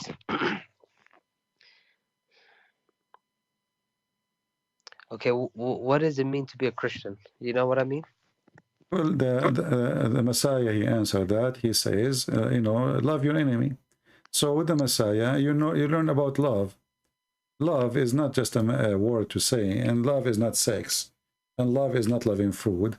Love is learning how to forgive. Love is learning how to give. Love is learning how to give without expectation from others. So if you learn all of those, you are already in the level of the angels, and you are with the Lord. So with the Messiah, simply the same as the Messiah, he went to the cross, and he knew they are going to do that to him, and yet in the cross he says, Father, forgive them, they do not know what they are doing.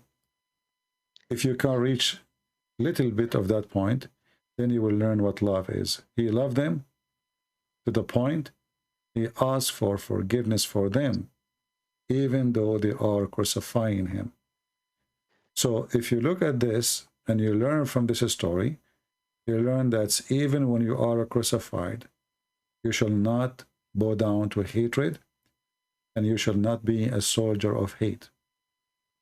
You should be a person who forgive. This is why when they ask the Lord how we pray, he says, pray like this, our Father art of heaven.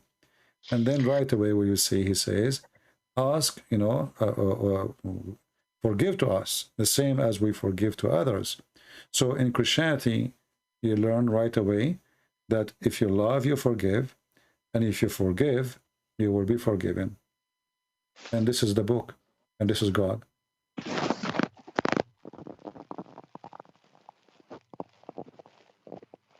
Okay.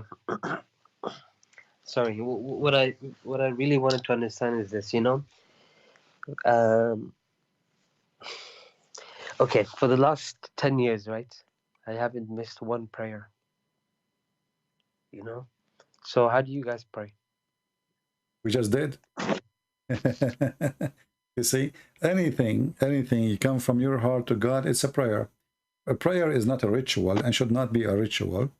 Prayer is something coming from your heart to your maker. Say as you wish, speak as you wish, but never wish something ugly and evil.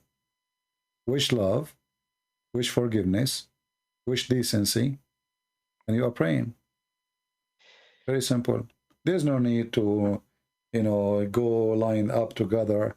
But we can, like in the church, we gather and we pray and we, you know, we sing to the Lord too. But the prayer, Jesus, he says, you go to your closet and pray to your Father. Why he is saying go to your closet? Because he don't want hypocrites. And he said to us, don't be like the hypocrite who pray in the corners. That's what we do. And this is what the Muslims do, exactly. So do not be like the hypocrite who pray in the corners. And by teaching us that, or he ordered that actually, because we have to follow or we have to reject. By saying that, he forbid us from being hypocrite, and that destroy the way of many people who take advantage of showing themselves as they are holy or good men or good women. So they start, you know, I start speaking about how they give donations. So he said, if you give with your right hand, don't let your left hand. And actually, Muhammad, he stole that from Jesus too. So when you give, you don't tell. When you pray, you don't tell.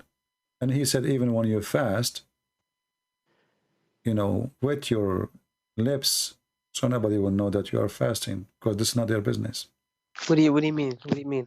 Like keep your lips wet, like, you know, if you fast, like, I mean, don't show off like we do, right? Yeah, don't go around and say, hey, I'm fasting, I'm tired, don't talk to me.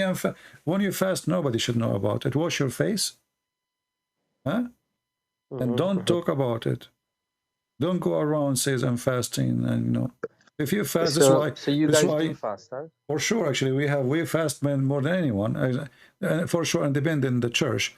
Like as an example, the Orthodox, they have, this is a must. There's the before the Christmas, and there's the one before the Easter. Total will be almost 90 days of fasting every year, and then there's fasting every week. You know, but this is dependent on you. But however, it's not a must to fast. As we said, it's not a must to pray too, because it have to come from your heart.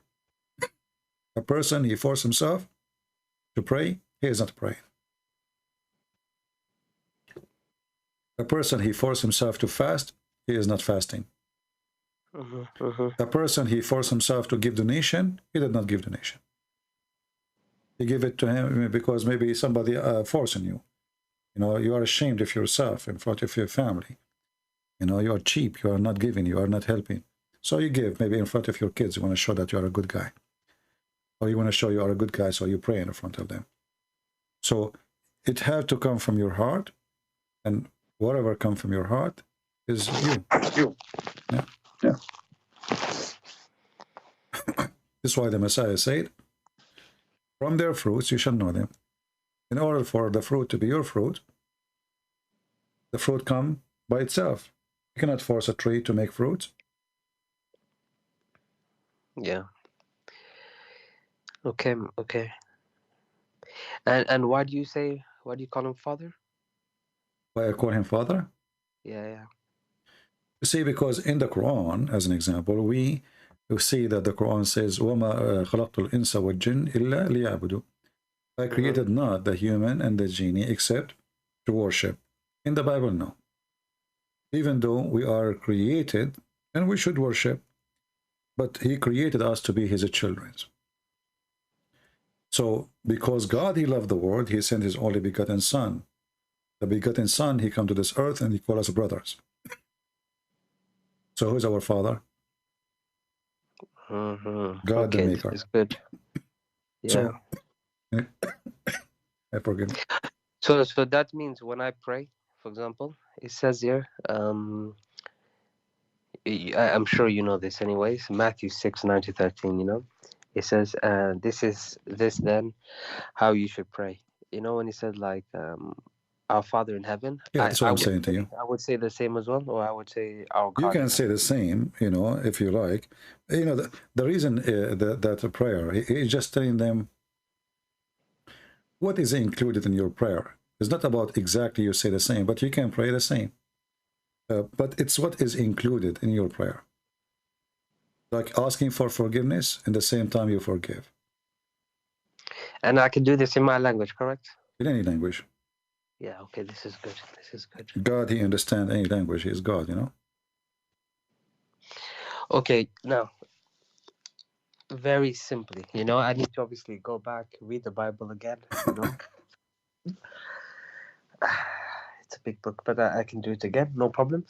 But my question is this, my friend. Okay. In Islam, you know, it's kind of simple, right, in a way. You have instructions, and then you follow them. Okay? And in a way, it makes you a slave. You know what I mean? But sometimes being a slave is easier to understand life. Not that's better.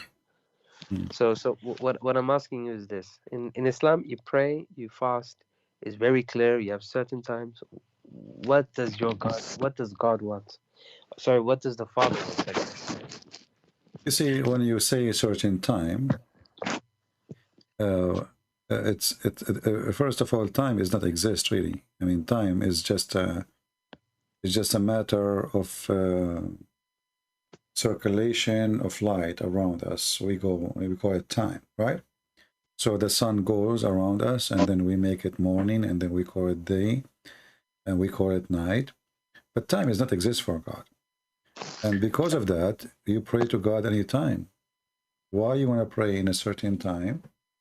When God is alive and he's always there. Any time is a good time for God, and any time is a good time to pray. It just has to come from your heart. When you feel you need it, you do it. You can pray before you drive your car. You can pray before you leave the house. You can pray when you are sitting in the bus and there's people next to you and nobody will notice you are praying. Because the prayer is coming from your heart, not from your lips. Prayer is not words you say by your lips.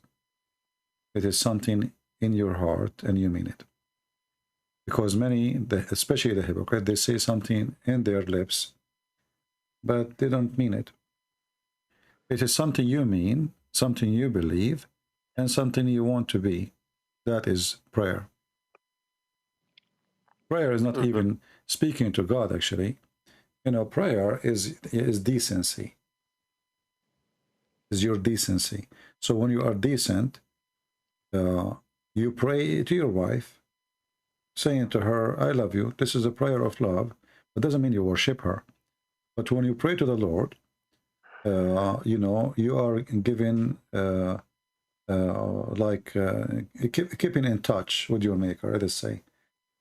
Like if you have a father and you did not call him for a year, and one day because you need him, you call him. Your father, he will say, well, now you come to me because you need me, because you need money. What you need? Why you are calling? What happened? Something fishy about you. Because you need him now, you are calling. Many people, they do that.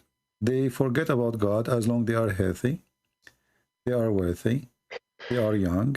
And the second they collapse, suddenly they say, God, forgive me, God, help me, God. Oh, God, please, you know, God.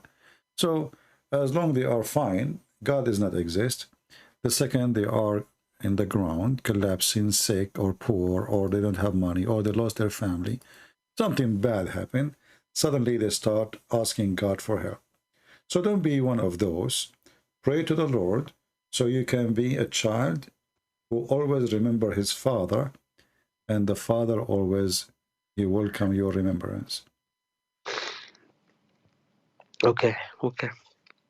This is what prayer is. Prayer is to be in touch with your Maker. It's not a word you say. It's a feeling you live. It's like you are in love with a person who you believe he is your provider, he is your protector. He will do anything to save you. He loves you. You know? How you can return love? You return love by love. Okay. Sorry. I don't know. I feel like you are crying. But, you know, I mean, it's okay. Don't, you know, it's good to have heart, not to have a rock inside. God love. Yeah. God is Crying love. because And of the sins I committed, you know? all of us, we commit sin. Who says to you, I'm better than you? Well, you don't know me. You know, you have no idea you are talking to whom. No, but I know me because I've been worshipping a false god. Yeah, it's okay, my friend. You see, every moment have a time. And, you know, Paul, he used to go after the Christian to kill them. At least he did not kill any Christian yet, right? No, but So, I converted many Christians. well, That's you know, you can fix that and you can contact them and you can help them to see the truth. You can fix it. You can fix it. You can call those people and you can contact them and you can explain to them why, you know, you think that you made a mistake and you yourself, you left this false cult. No, you see, one of them passed away. You see? Well, I believe the So Lord. that means I sent him to hell. Okay, okay. I understand how. I understand. But we pray that the Lord is merciful. We pray that the Lord is merciful, and He knew that by your heart, you know. Now you do not know that it was wrong. When you did it, you thought it is the right thing. And I think at the end of the day, I think you did not convert him to Islam. I think he converted to Islam because he chose to leave Jesus. Okay. I guess so. Thank you, CP. So do you accept the Messiah as your Lord? Yeah. I mean to that. I mean. You know, I saw a message previously from you, and that made me confused because before I felt like you became a Christian, you know, and looked like you were still questioning, right? So let me tell you what happened, okay? Yeah. We spoke. Then I went to my local masjid. I spoke to many different people, okay? Okay. In the UK. I went to many cities. I spent a lot of money getting people, speaking to them, calling them. I went abroad. I went to Saudi Arabia. I went to the Emirates. I went to Qatar. I went to almost every country in the Middle East to get the answers I needed. But instead, I got people lying to me, asking me, are you a mushrik? Are you being paid? People finding out who I was, trying to question why I'm, trying to get answers. You know what I mean? Mm-hmm. They're becoming very hostile, very defensive. And my questions were very, very simple. You know what I mean? Mm-hmm. It should be easy for these scholars to answer. Yeah. But they didn't. They lied to me. And when I go back and check the references, or I look at your videos I have a notebook. So whenever you say something, I note it down just to verify if you're lying to me. You know what I mean? Mm-hmm. And he's there. When I question these imams, they always say, "Oh, it's da'if." It's okay. This one is authentic, but it's been abrogated. They always come up with the most extreme scenarios, and I'm not ignorant in Islam. I've studied it for 5 years as well. I can tell. I also memorized the Qur'an, so I don't know. It's a big problem. Okay, see, But anyways, yeah, it's go the ahead. past now, right? It's the past. Now I have to read the Bible. Yeah, but you see, I'm very thankful that the sheikhs are liars, because if they did not lie to you, then you will not notice how hypocrite they are and how fake this religion. Because if they say the truth and they try to convince you with the truth, it might work. It might say, okay, you know what, the Prophet did that, give you excuse, but they deny, and then you find out that everything we say is true. And then a person will ask himself, why they are lying? What are they hiding? Suddenly they are not proud of what Prophet did. That means they themselves are not really believers, right?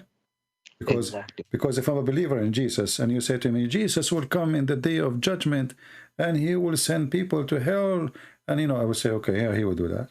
So this is not nice. This is okay, no problem. You can say whatever. This is what Jesus will do. I'm not going to make Jesus. You see, Jesus. When we say Jesus, God is love. God is love, but there is a time where He will send people to hell. The opportunity of love is over because you rejected him. It's your fault.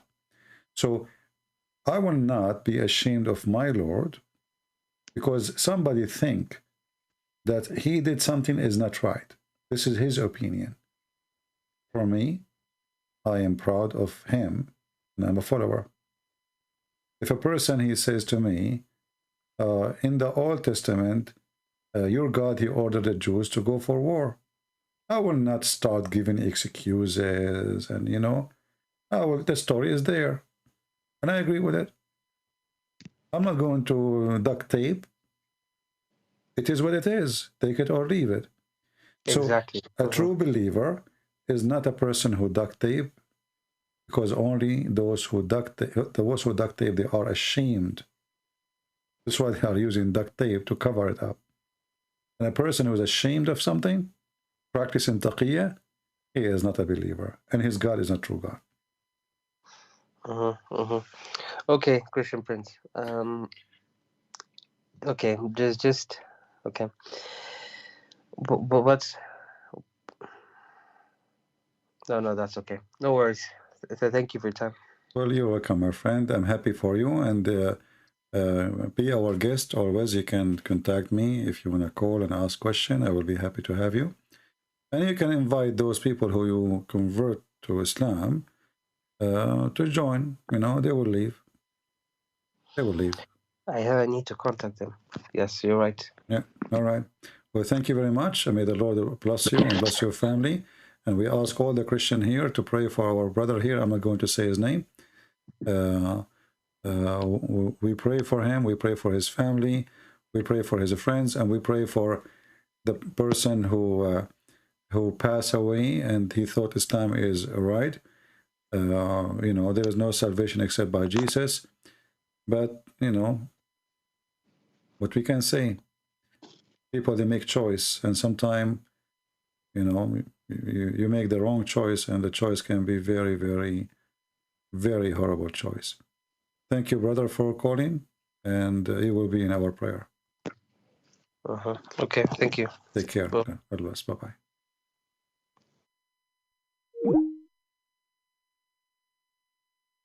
All right.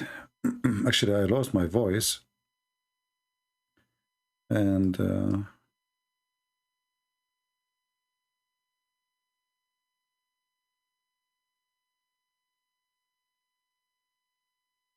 we have two people today. And the first one, you know, he don't want to admit that he left Islam, but he left Islam. The second one is smart. He studied Islam very well. And he, you know, he cannot deny it. He cannot, you know, he cannot duct tape no more. It's about decency. It's about how honest you are with yourself.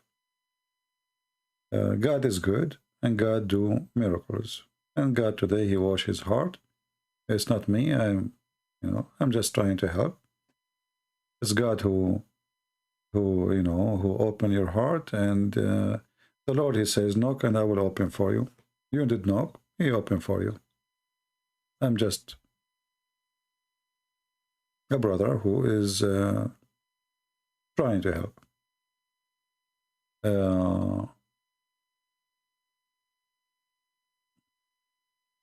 The first one, Moonlight, I don't know who is he, who cares?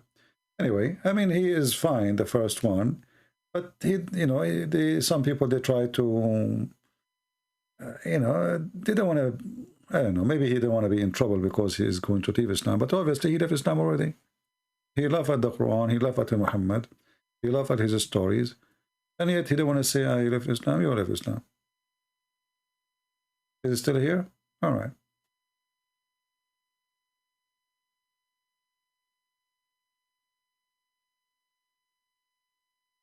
Okay, you read the Gospel and the Quran. Why you want to read the Quran? You did laugh at the Quran already. Why you want to read the Quran?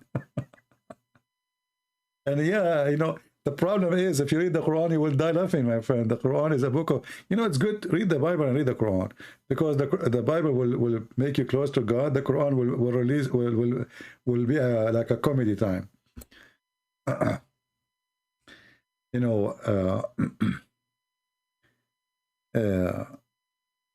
sometime when I'm driving my car, I remember a statement a Muslim, he says to me, like it comes to your head, and I laugh, you know. So if you are with me, you will be wondering why this guy, you think this guy is crazy, why he laugh now, nobody's talking, you know. Because Islam is a comedy. Islam is so silly, Islam is so stupid. So you remember how Muslims, they try to defend Islam in a certain moment, and it is a, you know, it's a piece of comedy. Like last time we have this guy Ultimate, you know, from Senegal. He called me and he is so upset, and he said, I did not say to you that that he did not take anything from the Quran. I said he did not take anything was from the Quran. He took from the Quran what it was not in the Quran. Suppose, you know, he's fixed it. So there's a lot of comedy come with debating Muslims. I feel sorry for them. They are, you know, trying their best. It's you know, it's a disaster. You a person pray, you bow down, you worship this God, and the Prophet is amazing. And then you talk to this guy, his name is Christian Prince, and you will find that your Prophet is a scumbag. He is not good man. He have no zero ethic. He belongs below zero. You know, he's a freezing ethic, and his God is a stupid God. And you find the Quran is a stupid book, and that is really a disaster. That will bring stress. That will bring a lot of you know, sad moment for a person who really, truly believe.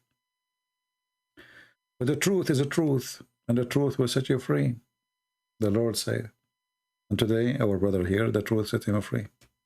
So I want to say, guys, thank you very much for being here. We will change the title. The title is not anymore about community trial. And if you are wondering why this title is saying that, because somebody asked me to create a community and make a membership so people can join and they will give me money. And my answer, no. My work is going to be always for free. I will never charge a penny. And the Lord is my provider. So I want to say thank you all for being here. May the Lord bless you all. We pray to our brother. We pray for the Muslims. We don't want to hate them, because the second you hate, it is the same second you fell in the trap of the devil. And Muhammad is the devil. He wants us to hate the Muslims, and he wants the Muslims to hate us. And then we end in bloodshed. And the only one who will be having party is the devil. God is love, and the best of us is the one who loves more, not the one who hates more. In Islam, the best of them is the one who hates more, not the one who loves more. Because either you take the side of the God of love, or you take the side of the God of hate, and that is the devil. It's your choice. Thank you. God bless you.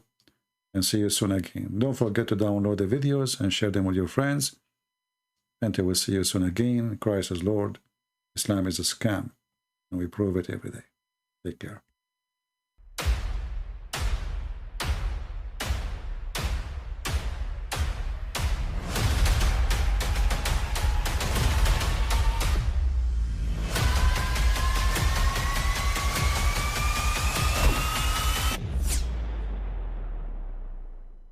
But I mean, again, he doesn't know who Gabriel is, right? Because he didn't come from an Abrahamic faith. The people of Mecca were pagan. Qur'an is mentioned. If this book was from other than God, they would have found in it many contradictions. If a book is without contradictions, that has no bearing on whether it comes from God or not. I've had phone books that are inerrant, but I certainly don't think God gave them. That we believe without understanding. The brother asked a very important question, that most of the scholars say that listening to music, watching movies, and most of the television programs, they're haram. So how can we have fun? Let me tell you, brother, at the outset, that having fun is permitted in Islam as long as the fun is halal fun. That the standard narrative has holes in it. The Prophet tells us because Satan or the devil sleeps over our nostrils. Those who oversleep and not pray Fajr on time, Satan urinates in their ears. I really do think Jesus was crucified and that he really was dead and buried. He thought that he was a son of God in the sense that he was specially chosen by God. I think Jesus really did think he was going to be the Messiah, the future king of Israel. I mean, that is, after all, why they crucified him.